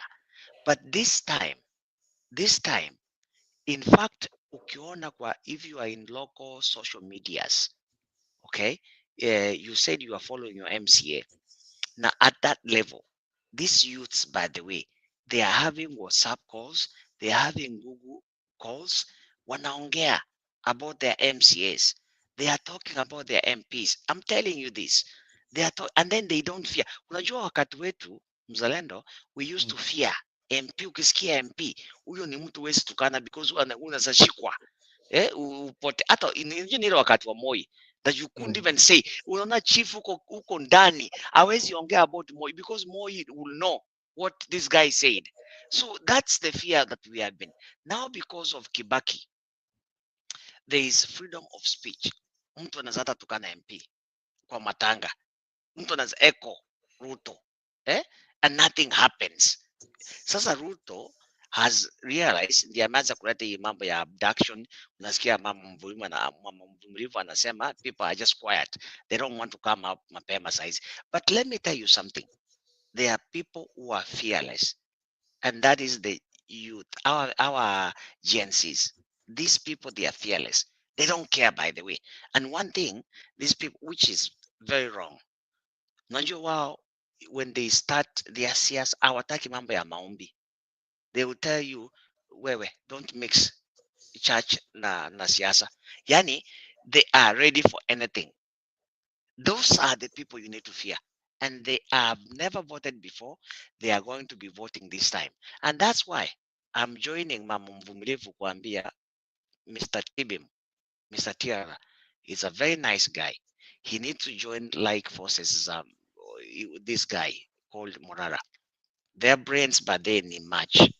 And if this guy joins this team, instead of him forming a party, to go join Kalonzo. I know Kalonzo ndiye amemdanganya all that stuff. That's where he's headed to. But if he can come and join this guy in Injector, I am telling you this, he's going. Unajua kama ile wakati unasikia Mama Mvuma anasema hii watu wa Raila, at when you have kama for example Kisi, if you get from example my constituency, if you get the ODM ticket, you are an automatic member of parliament. Wacha in Luo Nyanza. Luo Nyanza is automatic. Ile Luo Nyanza ni automatic. Ile Luo Nyanza hakuna kubagain. In Kisi, if you have an ODM ticket, you stand, unaanza na buffer, unaanza na kura fulani ambazo ziko yani ziko there, and then on top up unataka. In Luo it's just automatic. But now what is going to be the inject party? Our youth, they are going to vote anybody in the inject party. Why? Because I don't see any youth that is going to be able to kufungua party. Unasikia kama huyu the name guy, I like the guy huyu Western. If you can name the guy, huyu governor, huyu Governor. you said is huyu governor, huyu wana friend ya Gashagwa. Natembea. To what? Natembea. Natembea. Natembea. You see, you see, if hawa watu Natembea na the likes of Babu Owino and all that stuff, if they can join forces, those guys, they are going to break the ground. Babu Owino has a very high chance of winning the Nairobi governor, but he has even more chance of winning that governorship if he comes under the Inject Party, because anybody that will be coming under Inject Party for now anapata kura za GNCs. Umeona Ruto ameanza kukatia watu wao Nyentambayo, whatever, with that governor. Hataki wafungue party, and you know that's Gachagua. Ukiona hiyo party ya huyu jamaa ni party iko funded na Gachagua. That's why Ruto hataki hizo parties ya huyu, even this guy Morara ilikuwa imefungiwa for a minute, ni juzi tu ndiye imeachiliwa, and it was actually that day alishikwa, if you remember. The same day aliachiliwa is when hiyo party ilikuwa registered. That is why it was registered, because when the youth, the GNC came out in numbers demanding his release, that's when the registrar of party saw, hapana, this one we not gonna hold, let us give it, otherwise without visit, without tembelea, and they didn't want that. So that's a sign. If the Inject Party is going to have a very good number of MCAs, MPs, senators, even governors. It may have one or two more than what Kalonzo can muscle. That's why I was injecting you. Wow. I think that's a very, very good opinion and observation. that yes. Jimmy, don't usisahau ya kwamba unaona Babu Owino whether atajoin party or atakuwa anywhere. Nimesikia akisema atasimama kivyake, whether atasimama kivyake, whether atakuwa kwa party. Babu Owino has the high chances of winning Nairobi governor seat. Huyo Gen Z wanampenda, wanamfuatanga hivi, whether atakuwa kwa party, whether hatakuwa kwa party. Hiyo ndio advantage yako na yeye. Wao vijana, nimekuambia ni mobilization. Babu Owino, achana na yeye. Hiyo ndio advantage yako nayo. Hawa vijana ameweka kwa mfuko already. Yeye anatembea nao penye wako wanafanyia vitu, yeye ako hapo anawasupport. You can see how the universities funding model imekuwa venye amesimama na hawa vijana, you know. So whether atakuwa kwa inject party, ODM party, like naona akisema anataka kuquit ODM sababu wanamwambia saa hii yeye amekuwa MP for long, apatiane hiyo chance kwa mtu mwingine. Meaning kwa ODM zimefanya nini? Zimeisha. So ana prefer kusimama kivyake, you know. You know, ODM party does not know the potential of Babu Owino. Wacha wa lose Babu Owino ndio wajue. Akitoka ndio watajua potential yake. Potential ya Babu Owino. Kura Raila amekuwa anapata. Imekuanga ni nini ya Babu Owino. Kama si Babu Owino, Raila hangekuwa anapata kura Nairobi. So wewe ngoja utaona. Unajua wanaanza kulinganisha Babu Owino na watu kama Samuel ama kina Gaucho. Wale ni kina nani sasa kwa siasa ya Nairobi? Jimmy, naona umefungua mic. Nilikuwa naambia mama mvumilivu akumbuke wakati Gen Z waliingia parliament, nani alikuwakaribisha? MP zingine walikimbia. Babu alikuwa na hao vijana. Mmesahau hiyo maneno. The guy was with those guys, my friend. So this guy so unaona Jimmy, you see the narration unasema this guy has got that age. Hiyo ya hiyo 20 million, hiyo 20 million votes. Hizo watu naangalia. Babu Owino could likely get 10 million votes from the young generation. Comfortably. If he joins the right team, they will get those votes comfortably. Because he was there. The fact that he was there during the demonstration na akawafungulia parliament. Hiyo hata mimi nilisahau, kumbe unakumbuka. Hiyo ni plus. Then mkae kujua there is also this young leaders who have I see Kimani Ichung'wah is on his way out. Kama mjajua, is going to be kicked out as the majority leader very soon. And this Joe guy, he'll be influential in the ODM part. That is the reason why amepatiwa hiyo kiti ako nayo. Huyu wa Muchomba, it is rumored that he'll be running for the gubernatorial race in Kiambu. Ndini Nyoro, now Central Kenya. Sasa hapa ndio Jimmy kuna Jimmy ameteremka kidogo. Hapa ndio kuna siasa mama mvumilivu. Ndini Nyoro, Central Kenya lazima watoe candidate wa deputy president.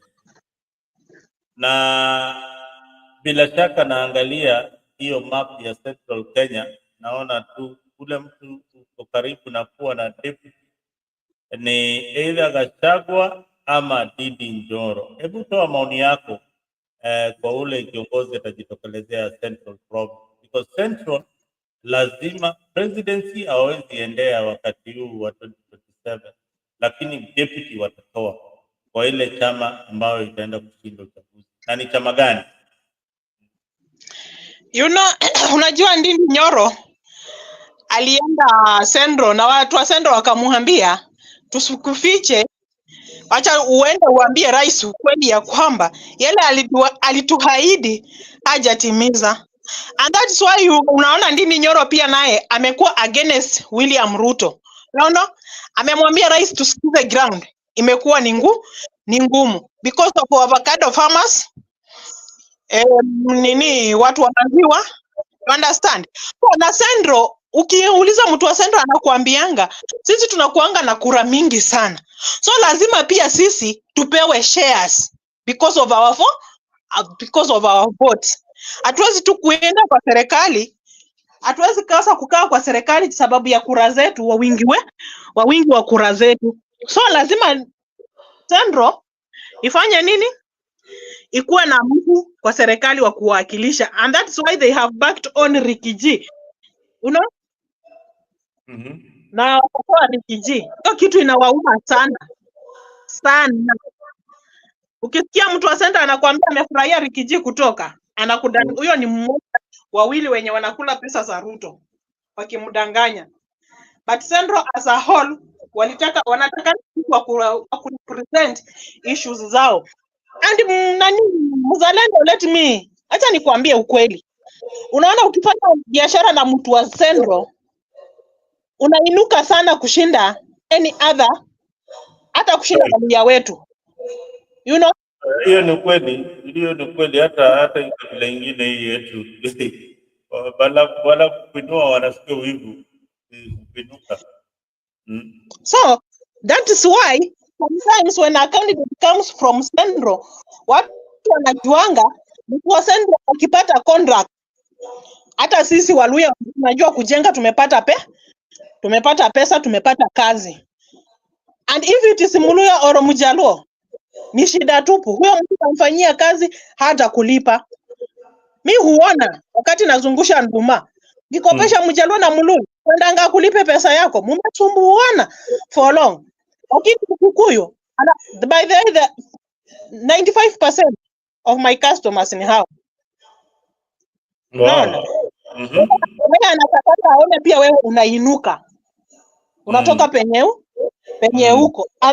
Utapata mtu ana prefer Sendro watu wakuwe na kazi. Like watu wenye wanafanya welding, engineering, mtu anakuambia Mkikuyu akiwa na pesa anakupea kazi, mnamalizana anakulipa. So Sendro wanataka somebody who will protect their businesses. Whether in numbers or in small quantities. Wanataka mtu wa kuchunga biashara zao, wa make sure they have money in their pockets. When Sendro economy is growing, you will see from the people of Sendro. When the economy is down, utaona kutokana na watu wa Sendro, utajua hapa hakuna pesa. Wakilalamika ujue economy iko mbaya kweli. Ujue economy haiko sawa. So Ndindi Nyoro alienda akaambiwa kupeleka nduma sokoni na lori kutoka Murang'a kuingia Nairobi County, hiyo lori lazima ikate barua. Imeingia Nairobi County. Kuingia kwa soko, hiyo lori lazima ilipe. Same luggage. Kudrop chini mzigo ule mfanyabiashara mwenye ameweka chini pale mzigo anafanya nini? Anaiuza. The same person lazima alipie kwa county government. Hiyo ni mzigo mmoja.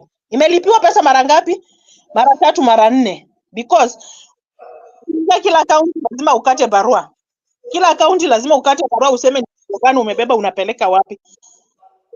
That the government we want. Hata si vibaya, wanasema si vibaya kulipa ushuru. Wako hii ushuru itarudi itusaidie ijenge mabarabara, iweke madawa kwa hospitali. We are comfortable. We are paying and there's nothing gaining. Tunalipa lakini hakuna kitu tunapata. Watoto wetu kusoma imekuwa ni shida. Hospitali imekuwa ni shida. Barabara imekuwa ni shida. So ni nini hii serikali inataka kutufanyia? Hakuna. And that's why unapata Ruto sahi kitu inamuuma akili. Trump hataki hizi mkarata zake na hii mchezo yake. Very soon when Trump will be sworn in, you will see those police in Haiti coming back. And Ruto will be told to account the money. How he spent those money. Hata venye anasema hakuna pesa, anataka apeleke pesa huko. Ataulizwa accountability hiyo pesa na itamshinda. Na hapo ndio kitamramba. Yeah, hapo umesema kweli. Trump unajua yeye ameingia kwa serikali, anasema they will be cutting costs ya expenditure ya serikali, vitu za ovyo ovyo kama hizo, anasema ni vitu za ovyo. America first, America interest kwanza, ndio angalie interest ya nchi kama ya Kenya ama mahala. Ile nchi wamezingatia sana ni nchi ya Israel. Hiyo ndio nchi ambayo Marekani sasa under Trump wamezingatia uhusiano wao mwema utakuwa ni kati ya yeye na nchi ya Israel, lakini hizi nyingine kina Kenya kina nani anaambia pelekeni mashida zenyu huko, pelekeni mashida zenyu huko.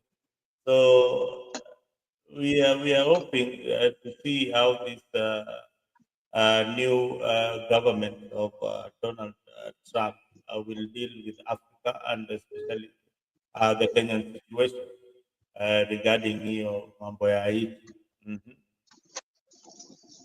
Police will be coming back. Naruto will be told to account for the money he was given.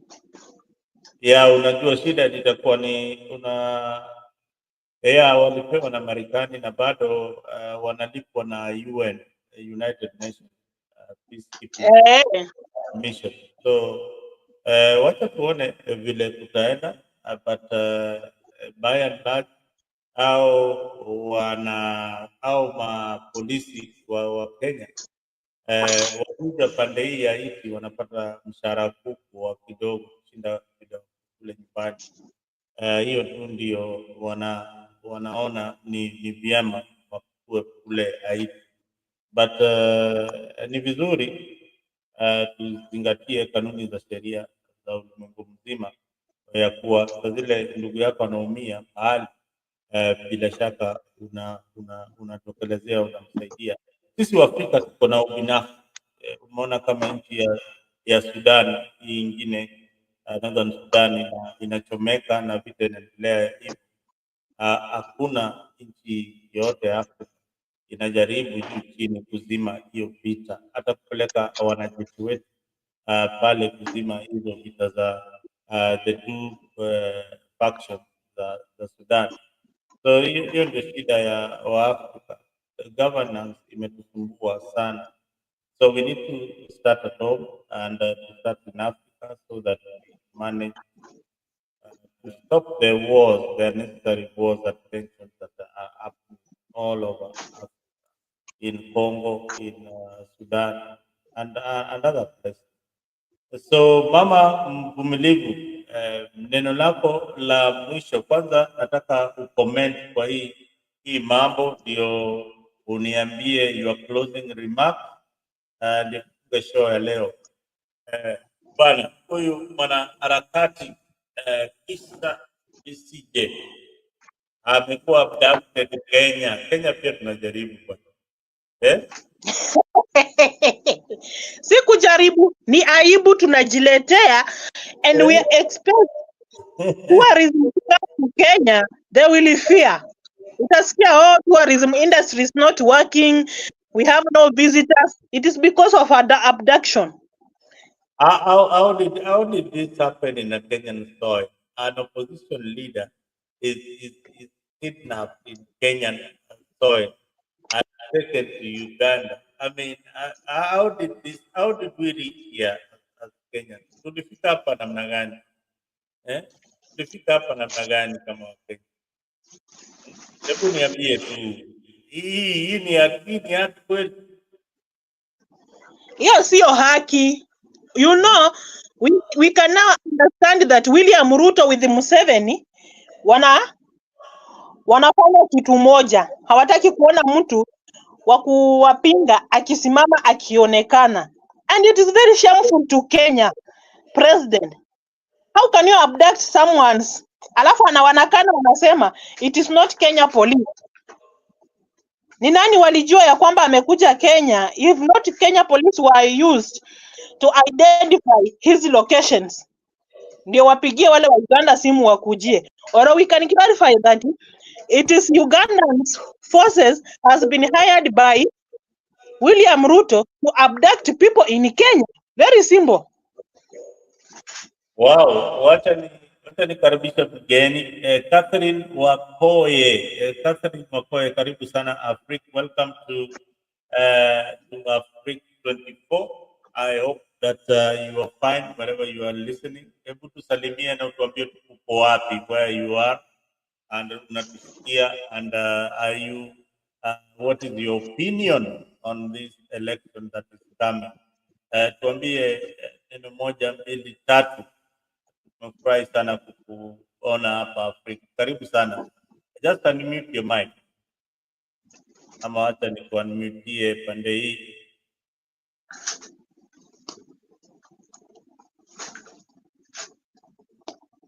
Catherine, unmute tu. Pinya tu your mic hivyo na hebu mute mic yako. Mute mic yako. Catherine.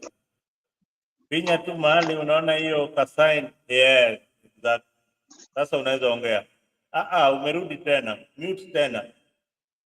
Umezima tena mic. Sawa. Go ahead. Good morning. Good morning, sir. How you? Good morning. Please introduce yourself. Good morning. I am Bernard, using Catherine's phone. Yes. By reason that we live in the same house. Okay. Yes. I am glad the debate is going, and I think given an opportunity, I will also share my minds. I'll also get to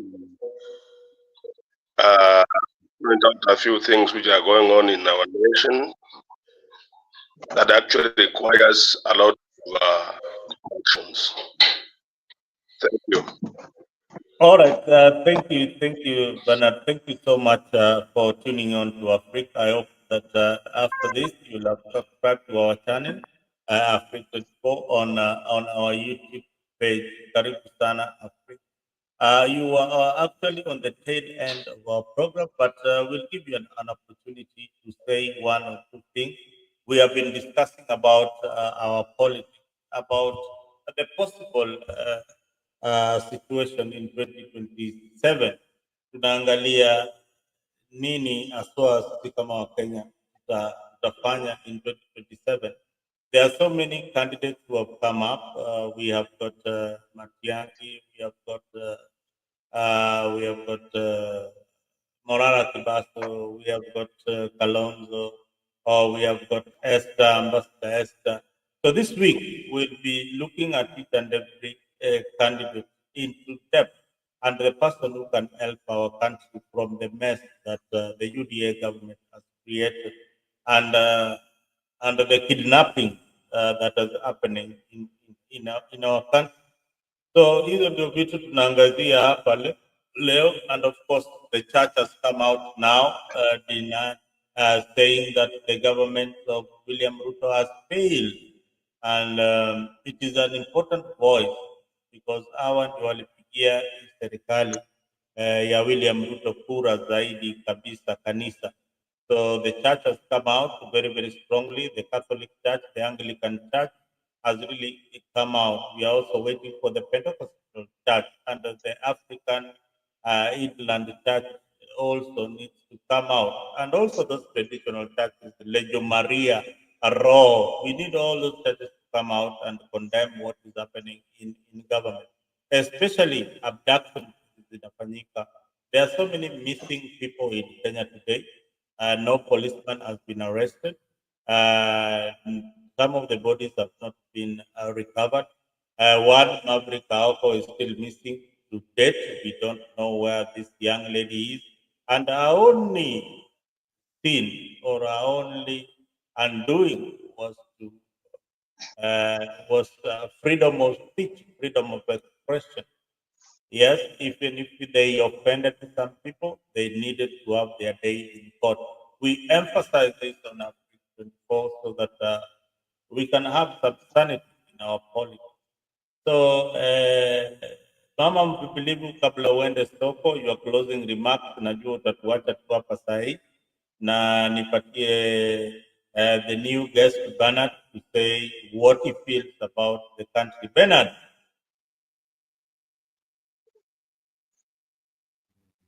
Bernard, karibu sana. Hebu sasa tupatie Yes. opening remarks yako tangia mjadala. Thank you. I have come late.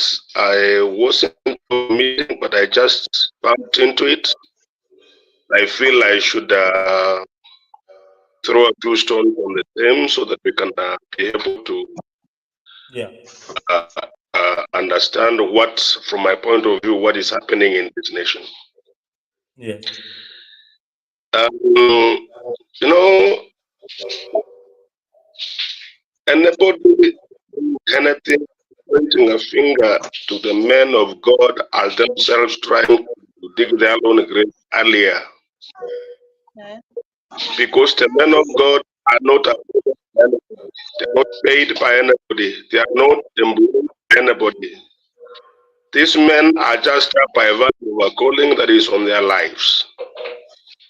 They are there because they only honored. They had God's call on them. They honored it. Whether there is money or no money, they just came to do what God wanted them to do.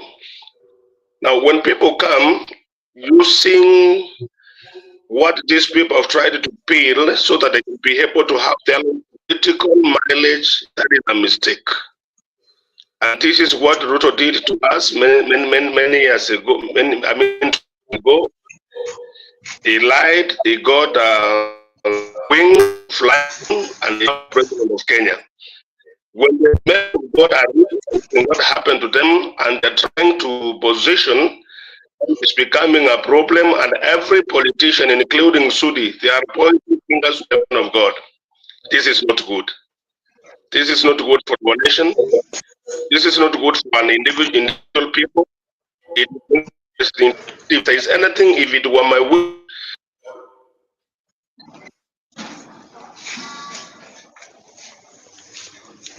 Go ahead, Bernard. We are losing you. Like Bernard's network is Concerning the question of to inherit the president done in Kenya, I think it is too far to point out. We are begin sensitizing nation.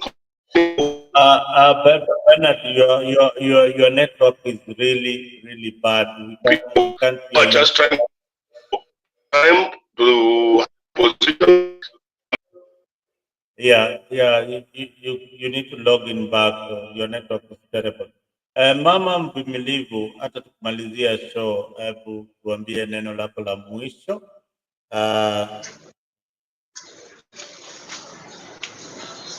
Usikuwa umefika Marikiti.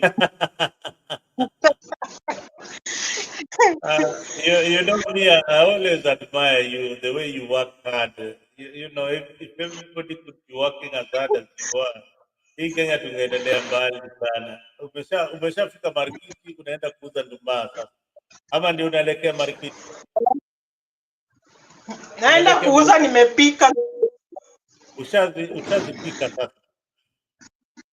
Nishazipika, unaona ndio hizi hapa.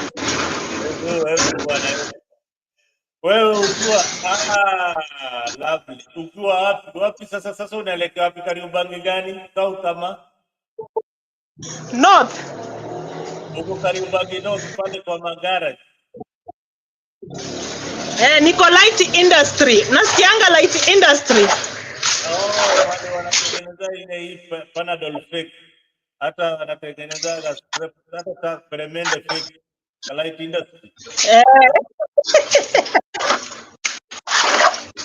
Lakini kuna kitu hawezi tengeneza fake, ni hiyo nduma yako tu ndio hawezi tengeneza fake.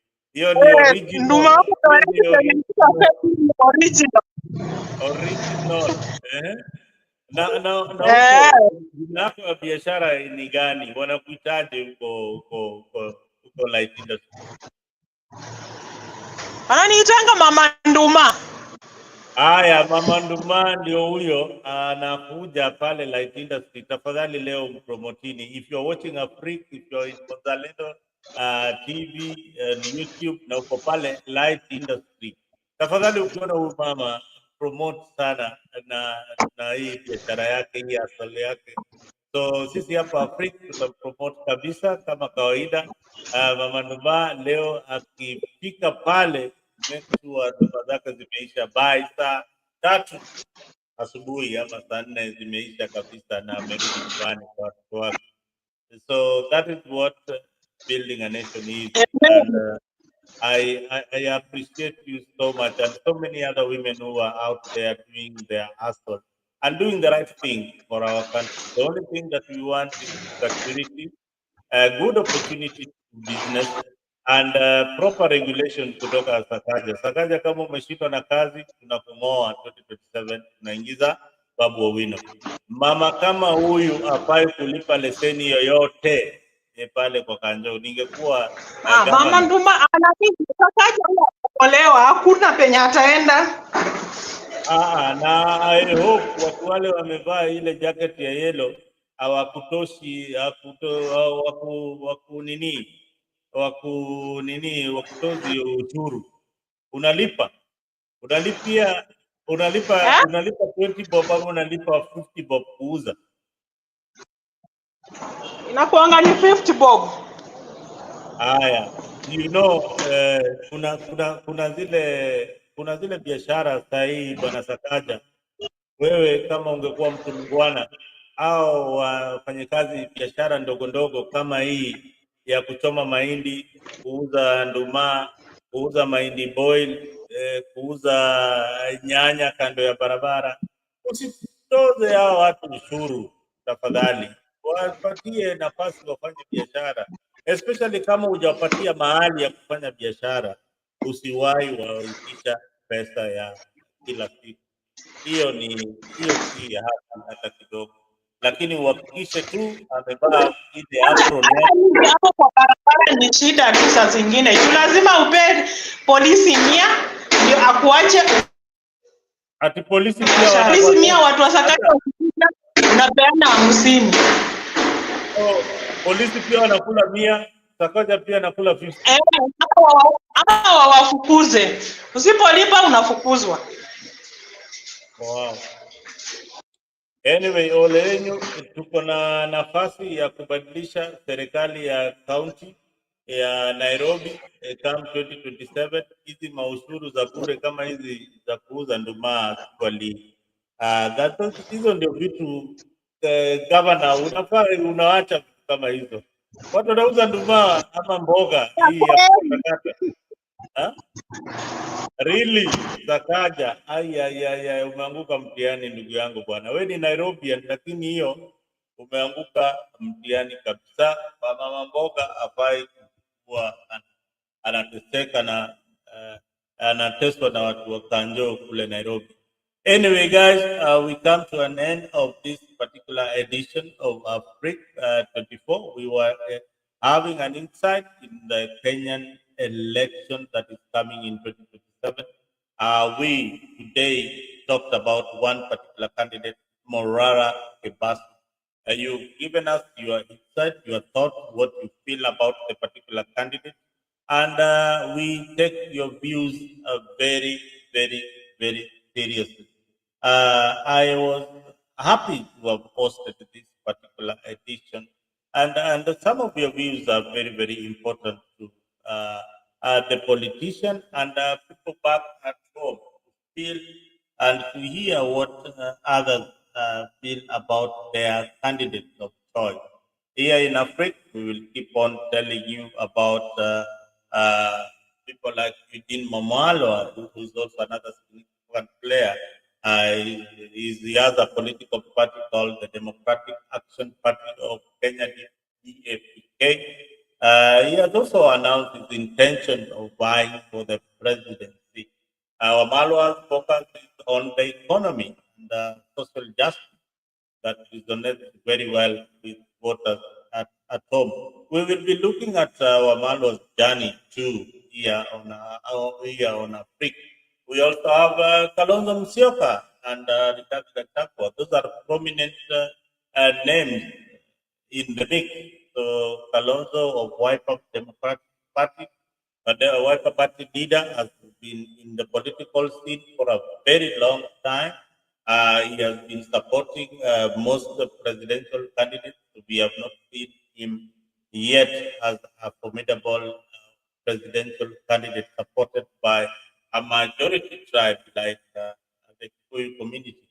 So that will change the demography of politics.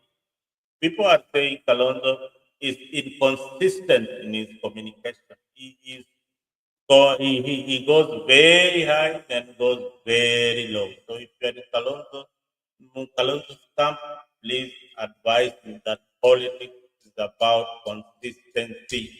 When you mentioned about the abduction, you continue with that point until we get solutions. Gachagua, the former deputy president, now impeached. It is to the court. Somebody had suggested that he cannot buy, but let me just inform you that until the court pronounces that, the Senate has got no capacity uh, to impose a ban on Gachagua on holding any public office. I know you'll tell me, oh, Sonko, this other guy called YT2, but YT2 and Sonko, they had to follow due process. They went, Sonko went up to the Supreme Court, and it is the Supreme Court that declared not eligible to buy. So Gachagua has got an opportunity there, so long as the case has not been presented at the Supreme Court or any other court to declare or to pronounce itself on this particular issue. He is still free and he can vie for any other position that is there. Now, the political landscape, just as I said, is really, really changing. People have mentioned Babu Owino. Yes, Babu Owino is likely to clinch the Nairobi gubernatorial seat very, very comfortably, with or without the ODM ticket, if he chooses his running mate carefully. That's why Babu Owino has been associating himself with Kalonzo a lot. So if he only gets a run mate from the Wiper party, then definitely Babu Owino will be the next Nairobi gubernatorial, uh, the Nairobi governor. And who else? I'll be also be talking about Esther, Ambassador Esther Werigi. So I think Esther is also coming in on the scene. She's also really fighting very, very hard, especially among the women. This is something that we will talk about this week on Africa. So if you support Esther and you're out there, so support us our ambassador to Jenny Africa. Make sure that you have subscribed. When we are talking about her, you come and tell us more about your candidate and the possibility of winning the presidential election. People have mentioned Okiya Omtatah, the human rights activist, who is also the Busia senator. He is known as very, very vocal and fighting for the people of Kenya and the constitution generally. But we will look at his weaknesses uh, broadly, uh, and whether he is able uh, to sustain a presidential campaign. So all these factors are so important. Even if you want to vie for the presidency, the most important thing is, are you able to sustain a presidential campaign to the fullest? So it needs money and a lot of it, not like pesa kidogo, unahitaji pesa mingi sana kuwa katika hii kinyang'anyiro ya urais wa Kenya. Now, I want to thank you guys very much for giving me company. I will mention a few guys who have been with me. Julius Malema, thank you very much. Eddie Kiza, make sure. Thank you very much. Kennedy Chenge, Rich Haid, Peterson Mwenda, Wycliffe Omondi, Erokamano, Sifa Mwita, asante sana. Pale, if you're watching us from today, make sure that you have subscribed to Africa 24 so that we can be able to be giving you this content because that is what motivates us to come each and every day. Our content is unique because we are not biased, we are not affiliated to any political movement. We want to present issues as they are, and we want to give you also the platform to present your issues unfiltered.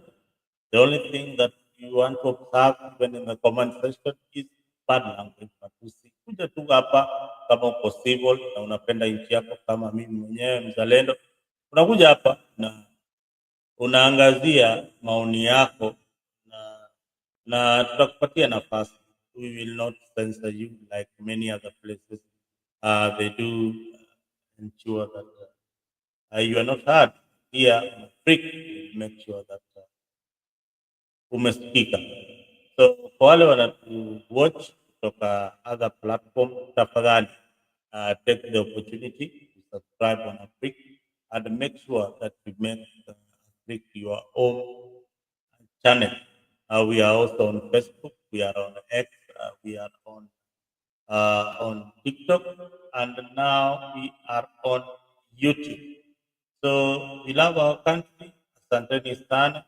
I had mentioned Eric, Mila, Peterson Mwenda, asante sana, Hilary, Cheriot, Chamuget, asante sana, karibu sana, Africa 24. And this week we will be talking about the presidential candidate until Monday is when we will change gears to other protocol issues that may be arise. But we have talked about Morara. We hope that you enjoyed the program. And if you did enjoy the program, go to our page and subscribe, leave a comment for us. And if there is something that we need us to improve on our program, we will be uh, able to do so. And we take your concern very, very seriously. Jimmy is back. Jimmy, I want you to give us your closing remarks. We are winding up the show. We have done 2.5 hours. That's enough good time for everybody to have gathered thoughts of what we feel about our country. Asante sana Jimmy, karibu sana. Give us your final remarks. No, mzalendo, pole ni drop kidogo, nilikuwa na simu ingine, niko na matanga ingine hapo naendelea kushughulika nayo. But all I want to say is that I think it's good that we having these conversations. They are meant to actually educate ourselves. They are meant to open our eyes, and more importantly, actually, it's the awareness that we need. We need more of these shows. We need more of these discussions for us to be able to make right decisions, because choices have consequences. And I wanted, I know my sister Amanda kununua nduma, but I wanted to say that, you know, she's the reason why we are actually having this problem that we're having now. If she voted, we probably could be in a better position. And because of people like her that didn't turn up, it's because we have this leadership that we are having.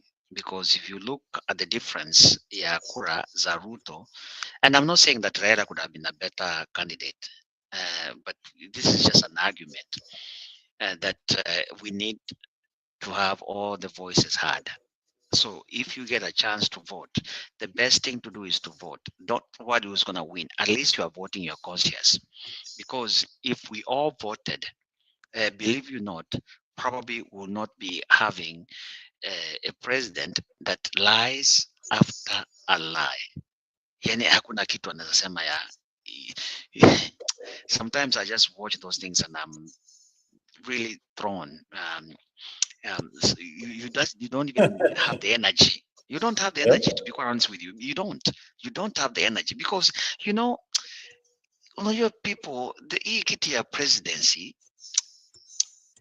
ni kitu kubwa sana, by the way. And sometimes you see kama Obama, he was chosen akiwa na nywele ilikuwa ni kijana. After 5 years, the guy was a Worn totally out different person. completely. Yeah, because it needs a lot of brains, and sometimes people may be wrong. But what actually annoys me more is that even after you've realized that people are really against you, but you're not even changing. That is the problem.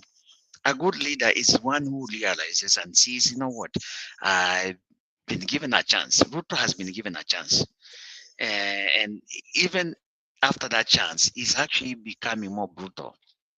That is the problem, and that's why you see people have emotions and people are going to the ballot, and a lot of them because they are going to vote as a protest against Ruto.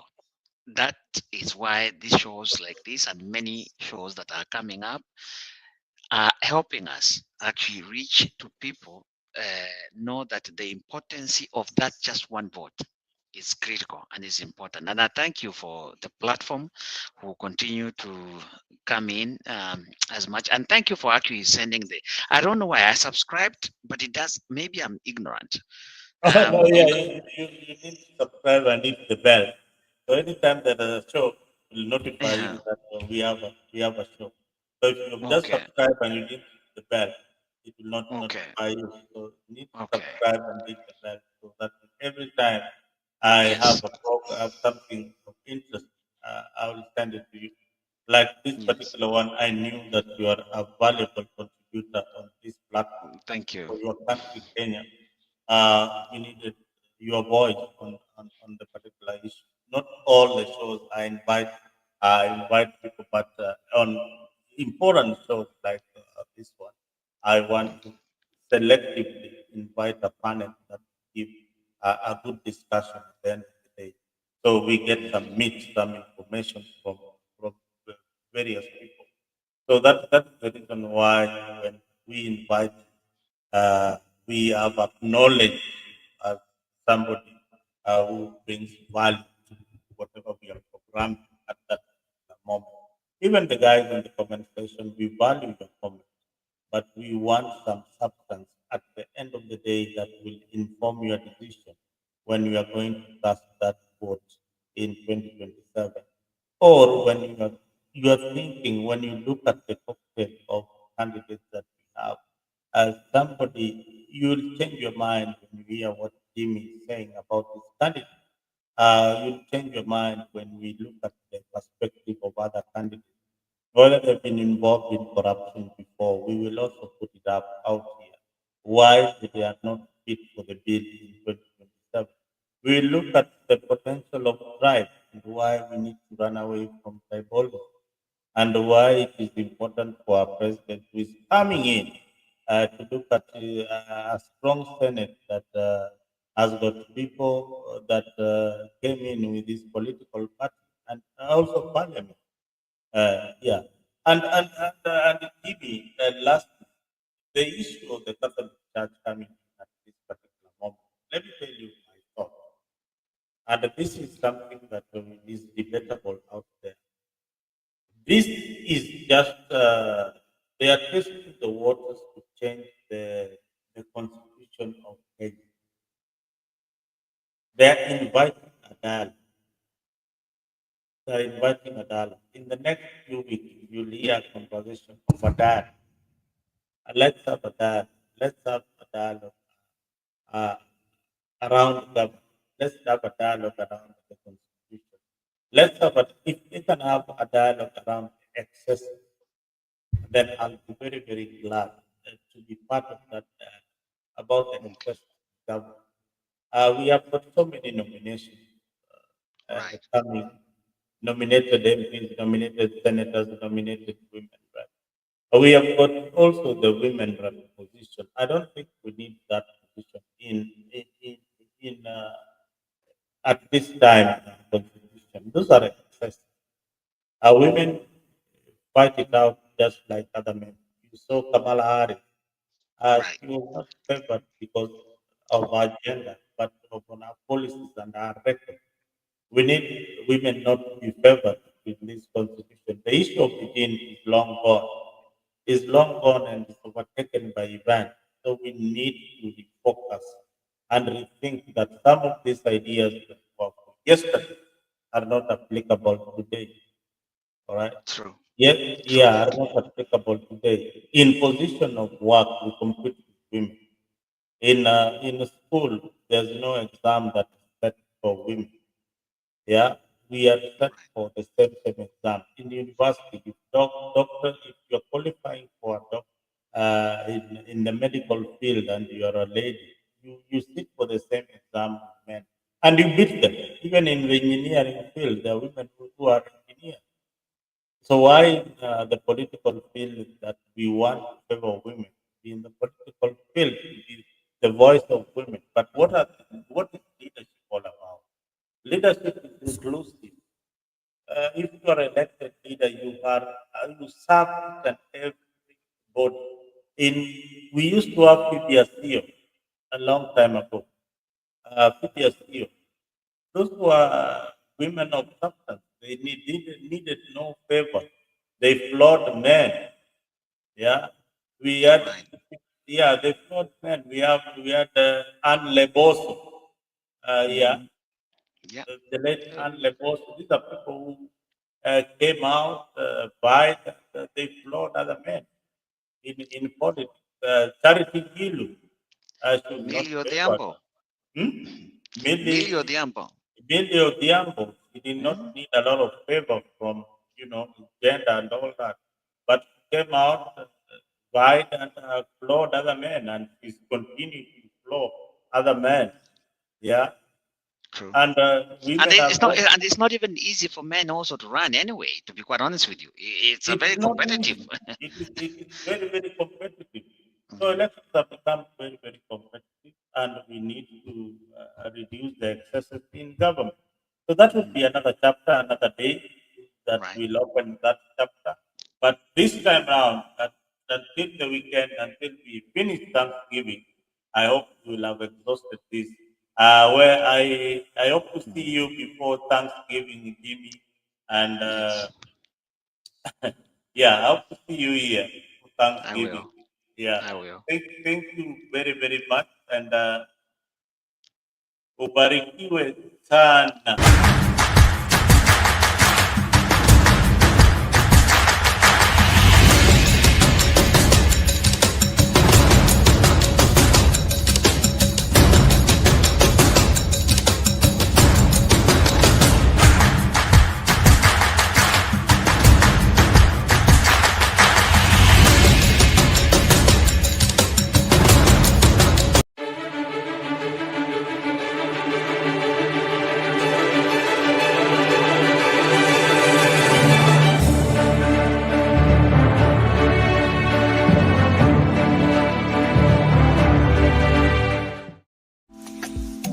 Join us every Friday from 8 p.m. to 9 p.m. for a captivating journey into the world of love, relationships, and romance. Presented by the dynamic trio Maggie Knox, MC Jesse, and Annie Oweru, Bed of Roses. Promises to be your weekly dose of heartwarming stories, insightful discussions, and expert advice on matters of the heart. Whether you're single, in a relationship, or simply love a good love story, this is the show for you. Don't miss out on the chance to unwind and indulge in the joys and challenges of love, all brought to you by our talented hosts. Tune into Africa 24 every Friday from 8 p.m. to 9 p.m. and let us guide you through the enchanting world of Bed of Roses. Subscribe now and mark your calendars. You don't want to miss this. See you there.